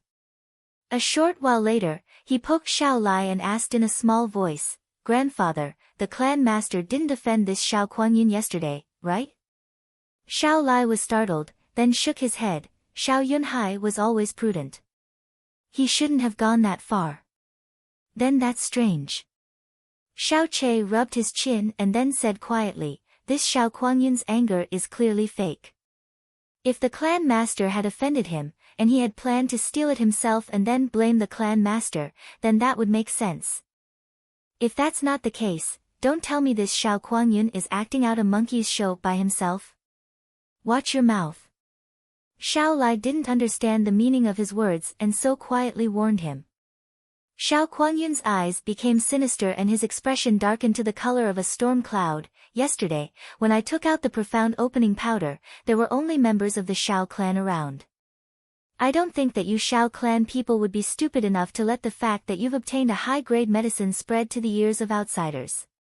In addition, your Xiao clan's defensive abilities can't be considered weak in Floating Cloud City. If someone wanted to break it, it wouldn't be easy. Then, the thief should be from your Xiao clan." Xiao Kuangyun's words caused the expression of all of the Xiao clan members to change. The sound of whispers grew even louder. Xiao Yunhai also quickly nodded, "Right. Young Master Xiao sees clearly. After I knew the profound opening powder had been stolen, I also thought that it was stolen by someone from our Xiao clan. The infirmary's Xiao Gu is almost 60 years old and is unconcerned with worldly affairs. He simply wouldn't have any kind of desire for the profound opening powder, so it shouldn't be him that stole it. Everyone else should probably be viewed with suspicion. The insignificant Xiao clan simply isn't worth mentioning in the eyes of our Xiao sect. Any lowly person from our Xiao sect could single-handedly wipe out your entire clan. This time, we graced you with our presence and trekked thousands of li to your Xiao clan. That gave you an immense amount prestige and was a great show of kindness, yet you instead gave me such a large surprise. This is practically a slap to the face of our Xiao sect. A slap to the face of the Xiao sect. This incomparably strange and large accusation caused Xiao Yunhai's face to immediately turn ashen. Xiao Kuangyun's eyes were like that of a viper, sweeping from one face to another. Everyone touched by his gaze lowered their head as if trying to avoid being struck by lightning. No one dared to look him in the face. However, this absolutely didn't mean that Xiao Kuangyun's eyes were incredibly penetrating, or that his aura was that fierce. It was only because he was backed by the enormous Xiao sect. Xiao Che's gaze turned to Xiao Yunhai's face and his expression became even more downcast. He said in low voice that only he could hear, "This Xiao Yunhai's demeanor is also unexpectedly fake. What exactly do they want to do?" In Xiao Che's 2 lifetimes worth of memories, particularly those from the life on Azure Cloud Continent, he had experienced countless designs of good and evil and skirted past the boundary between life and death multiple times. The amount of people he had encountered was even more innumerable, from the most ordinary of people to the overlords of the world. Not even a profound practitioner that was hundreds of years old would necessarily be able to compare to the viciousness seen by his eyes. Xiao Kuangyun once again swept his gaze around. His tone suddenly became mild. "Forget it, even though it's truly regrettable, I can't be bothered to get upset with you people from this small place. The person who stole the profound opening powder, I'll give you 15 seconds to obediently come out and hand over the profound opening powder. I may show you mercy for the first offense. If you continue to be obstinate, then don't blame for me for being impolite. Xiao Ba, start counting. After Xiao Kuangyun finished speaking, he let out a cold snort and sat back down on his seat. The black-dressed young man on his left stepped forward and started the countdown in a low voice. Xiao Yunhai immediately turned around and said in a loud voice, "The vermin that stole the profound opening powder, did you hear that? Young Master Xiao is magnanimously tolerant to give you a way out. Quickly mend your ways and come apologize. If not, not to mention young Master Xiao, the entire Xiao clan will never forgive you." 12, 11, 10, 9, the black-clothed man called Xiao Ba continued to count down. Everyone in the Xiao clan turned to look at their neighbors, one after another guessing at who was reckless enough to dare steal something the Xiao sect had brought. Although Xiao Kuangyun's mouth had uttered mercy, from his expression, no one believed that they would earn his mercy after voluntarily admitting guilt. 4, 3, 2, 1, time's up. Xiao Ba's voice dropped off, and he then stepped back. Xiao Kuangyun once again stood up, his gaze dark and cruel as he sneered, "I already gave you a chance. Since you don't know a good thing when you see it, don't blame me for being ruthless after I catch you." Xiao Zhou. Yes. In the wake of Xiao Kuangyun's shout, another black-clothed young man stepped forward and then immediately raised his palm. A whirlpool of profound strength began to condense in his palm. Xiao Clan Master, the profound opening powder was stolen with the black box, right? Yes, they were stolen together. Xiao Yunhai nodded. His face revealed a suspicious look, as if he didn't understand why he was asking this question. Very good. On the black box containing the profound opening powder is a mark of our Xiao sect's unique profound strength. The eagle mark. As long as we use our Xiao sect's unique profound strength, we can very quickly determine the whereabouts of every eagle mark in the vicinity. As soon as Xiao Kuangyun finished speaking, Xiao Zhou's hand suddenly lowered as a growl of, "It's there," escaped from his lips. His body then turned into a gale as he rushed towards his right like lightning. His speed was exceedingly fast, in a blink of an eye he had disappeared from everyone's sight. Chuckle, it seems we've already found it. Xiao Kuangyun sneered, a deep sense of self-satisfaction flashing through the depth of his eyes, as if he was very pleased with his own performance. Wonderful. As expected of the Xiao sect, not one drop of water can leak out. Xiao Yunhai's face also revealed a happy expression, which then darkened once again. He solemnly said, "Young Master Xiao, the nature of this matter is too vile. Not only did it provoke young Master Xiao's wrath, but also caused our Xiao clan to lose quite a bit of face. So no matter who the thief is, even if it's my son, young Master Xiao need not have any apprehension. You must severely punish them." Humph. Of course. No one who has offended my Xiao sect has met a good end. At this time, a gust of strong wind blew over. Xiao Jiu had already hurried back, his hands holding a wooden box. The eagle mark on the wooden box was still faintly radiating light. This wooden box really was the box holding the profound opening powder that Xiao Kuangyun had given Xiao Yunhai yesterday. "Young master, I found it." Xiao Jiu delivered the wooden box into Xiao Kuangyun's grasp and then stepped back without a sound. All the whispers stopped. The surroundings became so quiet that even the drop of a needle could be heard. The atmosphere turned completely cold. Everyone widened their eyes and held their breath, waiting to see who was the one that had enough courage to dare steal the profound opening powder.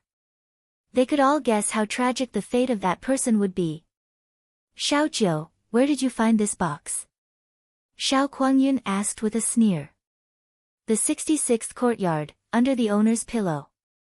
Xiao Jiu clearly replied with an expressionless face. The 66th courtyard. Everyone's gaze all at once converged in one direction, unbelievingly staring at the girl who looked as if she had been petrified. Upon hearing the words, the 66th courtyard, Xiao Lingxi was stunned on the spot. Seeing pair after pair of eyes turn towards her, she stepped back and hysterically shook her head, crying out involuntarily, "It's not me, it's not me."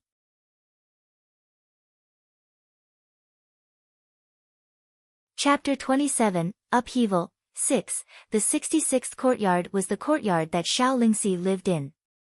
Everyone in the Xiao clan was well acquainted with it due to how easy it was to remember. Upon hearing Xiao Jiu say, 66th courtyard, the first thing they thought of was the courtyard's owner. The crowd separated and isolated Xiao Lingxi's location, giving her no place to hide from everyone's eyes. Xiao Lai's expression changed greatly while Xiao Chei's brows furrowed. His expression all of the sudden became incomparably overcast as he stepped forward and stood in front of Xiao Lingxi. A wave of anger expanded with a rumble in his chest, threatening to explode. Only when Xiao Jiu called out the words 66th courtyard, did Xiao Chei completely understand what the discordant feeling he had been experiencing up until then meant. Before, there were too many people in the way, and they were also standing relatively close together. As a result, Xiao Kuangyun couldn't clearly pinpoint where Xiao Lingxi was. However, now, he could naturally get a good look. At once, his eyes lit up and emitted a glow similar to that of an vicious wolf. This girl wasn't as good-looking as Xia Qingyue, but was still a genuine young lady in every way. She had natural-born bright eyes and white teeth, a compelling elegance, and a gentle, beautiful, and charming face. Especially her eyes, which, though currently full of panic and fear, were still like pools of sparkling spring water, clear, transparent, and thoroughly moving. Xiao Kuangyun forcefully swallowed a mouthful of saliva as his heart flipped and shook. That Xiao Yulong didn't lie to me after all. Even though this Xiao Lingxi is slightly worse than Xia Qingyue as far as looks go, she's only slightly worse. However, her flavor will definitely be just as good. Also, when she matures, she won't necessarily be worse than Xia Qingyue. After coming to this kind of backwater place, I unexpectedly met what could be considered two world-class beauties. This is simply heaven's reward for my long and difficult journey.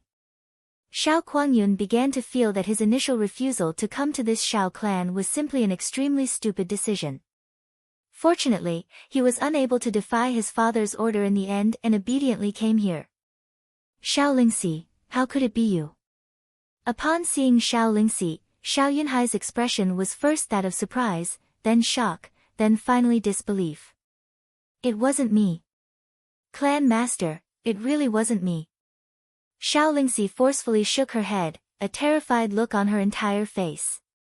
She really did have the thought to steal the profound opening powder last night, but after being caught by Xiao Lai, she obediently went back to her room and slept. She knew absolutely nothing about the theft of the profound opening powder. Oh my, I didn't expect that the reckless thief would be a little girl. Xiao Kuangyun said in a mystifying fashion, but I did just say that no matter who it was, I wouldn't let them off lightly. Ah! Xiao Lingxi, how could you act so willfully and do this kind of reckless thing? This box of profound opening powder is the treasure that the Xiao sect traveled thousands of li to gift us. With this, what could I possibly do? Xiao Yunhai sighed heavily with an appearance of extreme grief. Clan master. It wasn't me. It really wasn't me who stole it. There must be a mistake somewhere. It really wasn't me. Xiao Lingxi shook her head over and over, her entire face already pale. Xiao Kuangyun said with an angry and stern voice, this box of profound opening powder was found under your pillow. If you didn't steal it, then are you telling me it grew wings and flew there? Young lady, I gave you a chance to admit your guilt before. It was you who didn't take it. Now that we have conclusive proof and also countless people from outside the Xiao clan as witnesses, you still want to deny it? It seems like you won't confess if I don't give you a heavy punishment. Give you a heavy punishment, those 5 words caused Xiao Lingxi's entire body to waver. If it wasn't for Xiao Chei promptly supporting her, she may have already collapsed on the ground. Xiao Chei's hands clenched as a pop sound continuously rang out from his knuckles. His carefully watched Xiao Kuangyun, his entire body emitting, for the first time since his rebirth, true, killing intent. Young Master Xiao, please calm down. Xiao Yunhai immediately stepped forward and knelt on one knee. He said beseechingly, Xiao Lingxi's stealing from the Xiao sect is truly unforgivable, but she isn't a bad person. In my Xiao clan she is very well liked. The fact that she would steal the profound opening powder also involves some complications. Complications? What complications? Xiao Kuangyun asked with a dark expression. Xiao Yunhai used his eyes to indicate Xiao Lingxi and Xiao Chei, who were standing together. He said with a remorseful expression, Xiao Lingxi is the only daughter of our fifth elder, and she has a nephew called Xiao Chei who is older than her by a year. This nephew of hers had the misfortune of being born with deformed profound veins. With deformed profound veins, no matter how Xiao Chei grows in other areas, it's still the same as having his life mostly ruined. Xiao Lingxi extremely cherishes Xiao Chei and has always been searching for a way to restore his profound veins. This is something that everyone in the Xiao clan and Floating Cloud City knows. All those present here can attest to that. The reason Xiao Lingxi would have the audacity to steal the profound opening powder is obviously because she heard that the profound opening powder has the power to restore destroyed profound veins. Thus, with the intention of saving her nephew, she committed this reckless crime. Although the crime has been committed, and the evidence is conclusive beyond a doubt, I beg young Master Xiao to be lenient with his punishment on account of the fact that our Xiao Lingxi is still young and has a sincere heart. Our entire Xiao clan would be grateful for young Master Xiao's great kindness. Even though Xiao Yunhai's posture was low, every one of his spoken words were sincere. They struck straight at the heart, causing everyone to feel touched. His words also allowed those who didn't understand how Xiao Lingxi would have the audacity to steal the profound opening powder to suddenly realize. It turns out that the profound opening powder also had the ability to restore damaged profound veins. No wonder. Everyone in Floating Cloud City knew that Xiao Chei's profound veins had been damaged since birth. The fact that Xiao Lingxi had always cherished him and unceasingly worried about the state of his profound veins was also something that everyone in the Xiao clan knew. With this, the fact that Xiao Lingxi would steal the profound opening powder was no longer reckless, but rather reasonable. More than a few people secretly looked down on the way Xiao Yunhai always fawned over Xiao Kuangyun. However, now, a kind of heartful admiration towards him started to grow in everyone's hearts. In order to protect a Xiao clan disciple, this Xiao clan master still begged for forgiveness with all his strength even though he faced a raging member of the Xiao sect. His words were also passionate, and he even knelt on one knee. Only Xiao Chei was sneering in anger. What a flawless performance! On the surface, it was someone begging for forgiveness for the sake of Xiao Lingxi, but in truth, it was completely legitimizing the accusation against her. If he was an outsider, it's possible that even he would think that everything was Xiao Lingxi's doing. It turns out there was this kind of situation. After listening to Xiao Yunhai's words, Xiao Kuangyun's expression clearly mellowed quite a bit. He said lightly, "Humph. My noble self isn't some vicious and merciless person. Since she committed this blunder for the sake of her nephew, in light of these feelings, as long as she obediently admits her mistake and apologizes, I can still consider it gently. It wasn't me. It really wasn't me who stole it." Xiao Lingxi forcefully shook her head. She gritted her teeth and shouted in a slightly hoarse voice, "If I did it, I would definitely confess. But I really didn't steal the profound opening powder. I especially don't know why it would appear in my room. It must be some kind of mistake. Clan Master, please believe me. It really wasn't me." Xiao Lingxi shouting in this way not only didn't move anyone, but instead had the opposite reaction due to Xiao Yunhai's previous obfuscation. She is the one with the most reason to steal the profound opening powder, and it was also found in her room. These facts could already thoroughly determine her guilt. That Xiao Yunhai would plead for leniency on her behalf without regard to danger or dignity was already extremely benevolent and moving, yet she still won't confess. Xiao Kuangyun's expression that had just mellowed once again darkened. He said with a sneer, "Where was there a mistake? Our Xiao sect personally found this profound opening powder in your room. Are you saying that our Xiao sect member purposefully framed you, a young lady from this small Xiao clan?" Xiao Kuangyun said this sentence with full of anger and confidence. That the Grand Xiao sect would purposefully frame someone from the Xiao clan, which didn't even amount to anything in their eyes? It would be a joke to anyone who heard it. At this time, the Xiao clan's first elder Xiao Li stood up. He pointed at Xiao Lingxi and said with a stern voice, "Xiao Lingxi, you made such a large mistake, and thus humiliated the entire Xiao clan. The clan master still personally pleaded for leniency on your behalf, and even young Master Xiao was thinking of dealing with you mercifully. Yet you unexpectedly still don't know a good thing when you see it. You have really disappointed us too much." More than disappointing, it's simply extremely heartbreaking. Second elder Xiao Bo shook his head and said with a sad expression, she would go as far as to waste the clan master's persistent pleas for leniency. Xiao Lingxi, what kind of existence is the Xiao sect that they would deliberately and wrongfully accuse you? If you could change your ways after making a mistake, that would be best. But you acting like this in front of our various friends from Floating Cloud City shames us greatly. Upon seeing pitiless and cold gazes one after another, Xiao Lingxi's lovely body trembled, and teardrops leaked from her eyes. Her mind was completely blank. She wasn't able to utter a complete sentence. At this moment, Xiao Che lightly squeezed her small hand with his. Standing at her side, he said with a warm voice that only she could hear, "Little aunt, don't be afraid. For the moment, don't say anything, because it doesn't matter what you say right now. It doesn't matter if they believe you or not. I will always believe in little aunt. Leave the rest to me. Leave the rest to me." His profound strength was minuscule, and his body was frail. He had grown up under her constant protection. Yet it was precisely this weak body that stood in front of her. When he said these few simple words, her frantic, helpless, and ice-cold thoughts quickly and unexpectedly became peaceful and warm. It was as if they had returned to their childhood, where, whenever she was bullied, he would always fly in from afar to stand in front of her and, using his hands, feet, and teeth as the most vicious weapons, prevent her from receiving even the tiniest scratch. "Xiao Che," she quietly murmured in her heart.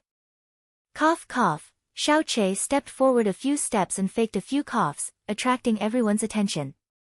He bowed slightly and said with a smile, "Young Master Xiao and the other 3 friends that traveled here from the distant Xiao sect. Allow me to introduce myself. I am Xiao Lingxi's nephew, the Xiao Che that is considered by everyone to be without redeeming features. I have a few questions I want to ask the clan master concerning the stolen and subsequently recovered profound opening powder. There shouldn't be any problems with that, right? Oh. You are Floating Cloud City's infamous piece of trash." Xiao Kuangyun indifferently glanced at him and sneered with a sound of disdain, "You shouldn't be thinking of making excuses for your little aunt, right? Chuckle, that's fine, I actually do want to see what you can find out with your questions." Che Xiao Lai, whose face had long ago turned ashen, lightly uttered. The response he got was from Xiao Che's right hand behind his back, which indicated for him to be silent. "That's good." Xiao Che nodded as his gaze turned towards Xiao Yunhai, "Clan Master, I have a few questions I want to ask you about the profound opening powder." Not waiting for Xiao Yunhai's reply, Xiao Che had already started to ask the first question. "Clan Master, you, be it your cultivation of profound strength or mental fortitude, are preeminent amongst our Xiao clan. Even more so, your temperament is steady and prudent. If not, you wouldn't be able to become our Xiao clan's clan master. This matter, everyone in the Xiao clan, and even everyone in Floating Cloud City, all know without exception. Then the question is, this excavator. Oh, that's not right. With Clan Master's prudent disposition, after receiving the gift from the Shao sect, the best course of action would be to keep it by your side, because only when it's by your side is it the safest. But Clan Master instead left it in the infirmary, which could be said to be the least secure location.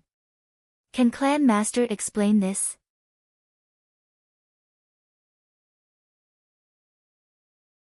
Chapter 28, Upheaval, 7, Shao Che. What do you mean by that? The first elder Shao Li suddenly bellowed, "Don't tell me you're implying that Clan Master had stolen the profound opening powder from himself, and then shifted the blame to Shao Lingxi. You're the reason why Shao Lingxi had stolen the profound opening powder.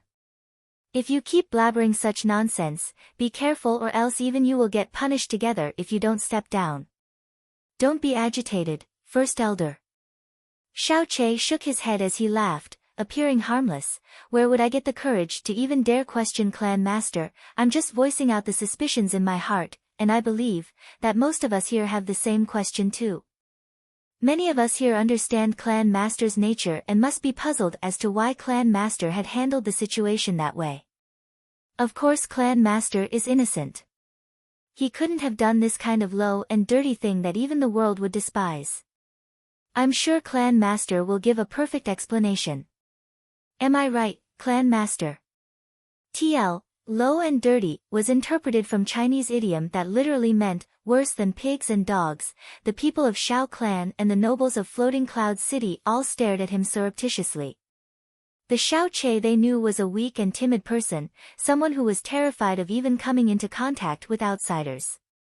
However, not only was he able to speak frankly under the watchful eyes of the crowd in this tense atmosphere and situation, his expression did not even change when the first elder had shouted at him. This Shao Che and the Shao Che they knew seemed to be two fundamentally different people. Low and dirty that even the world would despise, these few words caused Shao Yunhai's face to cramp momentarily. He raised his head to look at Shao Che, faintly smiled and said, "There's no need to get agitated, First Elder. It's normal for Shao Che to question this way, and just like he said, many of our friends here should have the same question as well. Actually, when I received the profound opening powder from young Master Shao yesterday, I indeed had prepared to keep it by my side. However, the profound opening powder is a high-grade medicine from the Shao sect that's also extremely precious. The higher the grade of the medicine, the easier it is for the effects to dissipate. In the case of this treasure elixir, even if the effect was to dissipate by a bit, it would still be a great loss. If I were to carry it with me, it will often come into contact with impure vital energy, so even though it is protected by the black profound ebony box, its effects will still dissipate easily. That's the reason why I placed it inside the infirmary. After all, in the infirmary, a numerous variety of herbs have been gathered over the years, resulting in plenty of medicinal energy. In places with ample medicinal energy, the elixir's energy will not dissipate that easily. That is the reason. Another reason is that we of the Shao clan have always been serious about abiding to the law. I never would have expected a domestic thief to appear, or even think that she would have the audacity to steal the important gift the Shao sect had brought. But no matter the reason, it is nonetheless my fault that the profound opening powder was stolen. In regards to this, I can't escape that responsibility. I won't complain if young Master Shao also demands my punishment." Shao Yunhai sighed heavily after he finished speaking. Shao Yunhai's explanation was completely perfect. The first elder suddenly yelled once more, "Shao Che! Did you hear that clearly? Clan Master had left the profound opening powder in the infirmary was because of this meticulous reason and wanted to protect the profound opening powder's potency. Who would have thought a house thief would appear? What else do you have to say?" Oh. So that's it." Shao Che nodded his head, as if he was pleased with Shao Yunhai's explanation. To even know the existence of medicinal energy, Clan Master sure is knowledgeable. Then, the second question that I wanted to ask is coincidentally related with this medicinal energy. Shao Che narrowed his eyes and faintly laughed as he continued, "Regarding medicinal energy, our Shao clan's infirmary has accumulated a variety of herbs over the years and they are indeed ample. Furthermore, the highest quantity herb we have in our infirmary is the thin net grass, so the medicinal energy's odor should be a sweet fishy one belonging to that of the thin net grass. Clan Master also knows that the box containing the profound opening powder is made from the black profound ebony, and black profound ebony is very good at protecting the effects of elixirs from dissipating to the surrounding. Then does Clan Master know the reason why black profound ebony can protect the effects of elixirs? Well, in fact, the reason is pretty simple. Black profound ebony has a very strong particle absorption ability, so when the medicinal force in its surroundings come into contact with the black profound ebony, they will get firmly absorbed and will be difficult to diffuse. After the surface has absorbed enough until full capacity, the medicinal force still would be unable to scatter even if it wanted to. I believe that anyone here with a bit of medical knowledge should understand this theory. Quite a number of people present nodded their heads silently. Then, if the black profound ebony box that contained the profound opening powder had been placed in the infirmary for a certain period of time, its surface surely would have absorbed a large quantity of medicinal energy when inside the infirmary.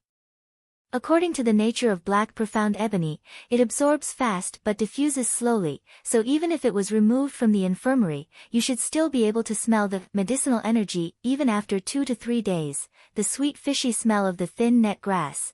Once these words were said, Xiao Yunhai's complexion immediately changed slightly. Xiao Che had calculated accurately that Xiao Yunhai would not really have placed the profound opening powder in the infirmary, because if the profound opening powder had really been stolen, he would have cried his eyes out.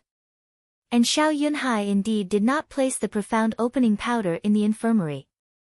As for the infirmary doctor, Xiao Gu, he had already been informed about this beforehand, and under the Xiao sect's deterrence, Xiao Gu did not dare to refuse.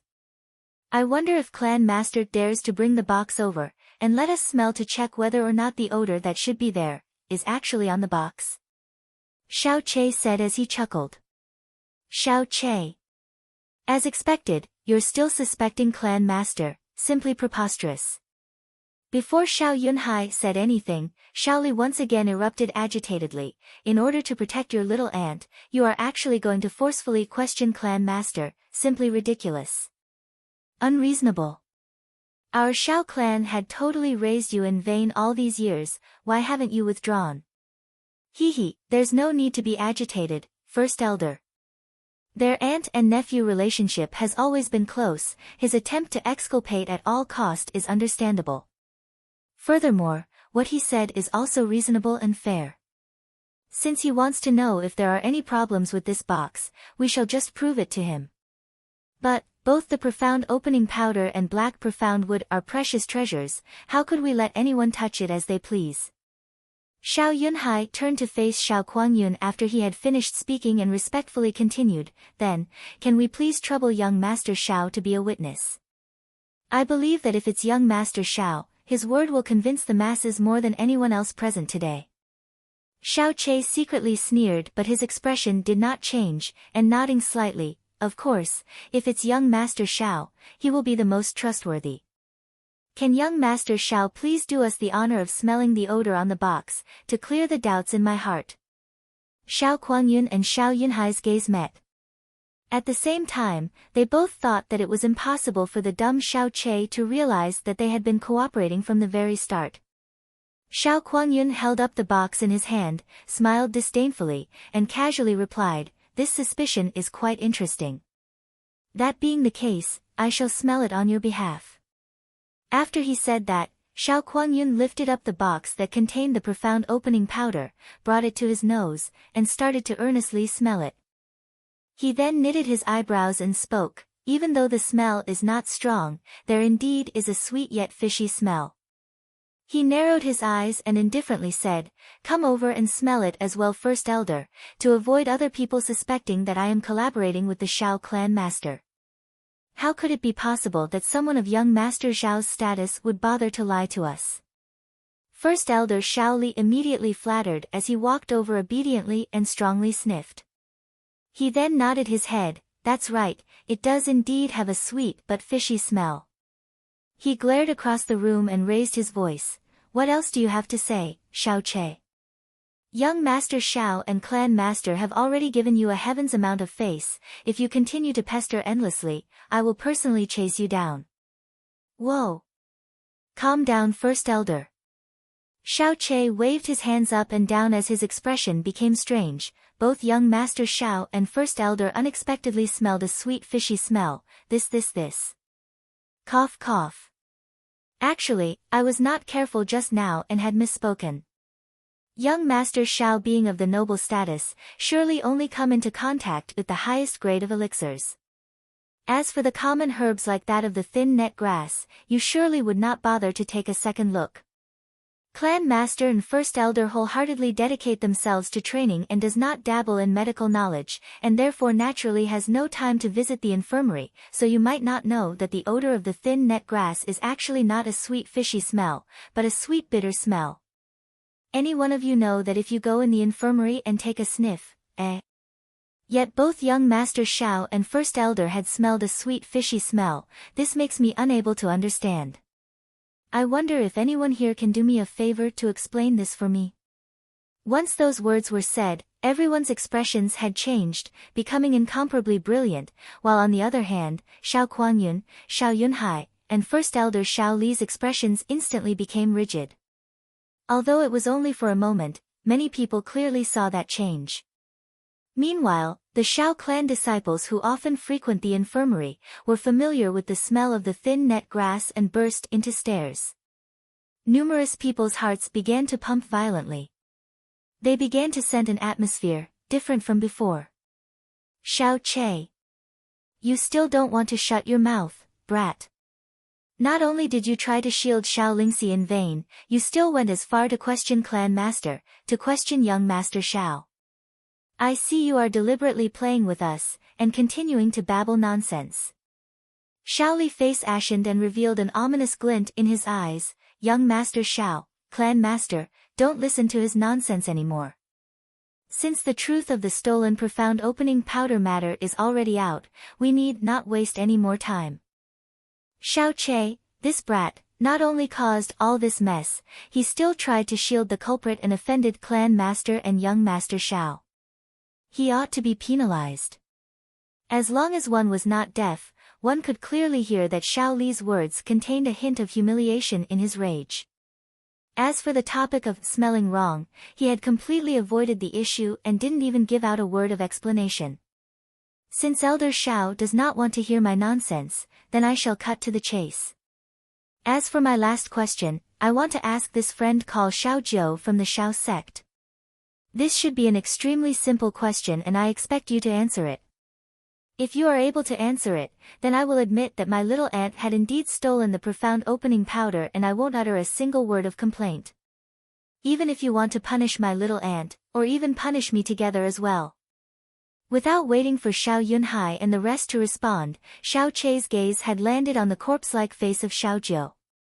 His expression remained bland but his eyes had become incomparably sharp, each word sounded like a small gong. Xiao Jiu, you say that the profound opening powder was found under the pillow of my little aunt's room. Then, can you tell me whether the bed in my little aunt's room is facing east or west? What is the color of the pillow? And if the pillow was placed on the southern end or the northern end of the bed? Xiao Jiu's expression instantly stiffened while Xiao Kuangyun and Xiao Yunhai's expressions all of a sudden became incomparably unsightly. If you did go into my little aunt's room and found the profound opening powder under her pillow, then those questions should be extremely simple to you. Come, tell me your answer, you just need to say out, my little aunt and I will immediately plead guilty without a second word. Yes, I guess you, young Master Xiao, Clan Master, and all the elders here want to settle this case quickly and start the main business for today, am I right? Then you should quickly tell us. It would be bad to delay your master and everyone's time here. Say it. Say it, what? Why aren't you answering me? Didn't you clearly go into my little aunt's room? Why can't you even answer such a simple question? Don't tell me, you never even went into my little aunt's room in the first place. But you claim that the profound opening powder is found under my little aunt's pillow. How did that come about? Could it be that you know the legendary 1,000-mile chicken snatching skill? TL, Mile still refers to the Chinese mile, li, which is still half a kilometer.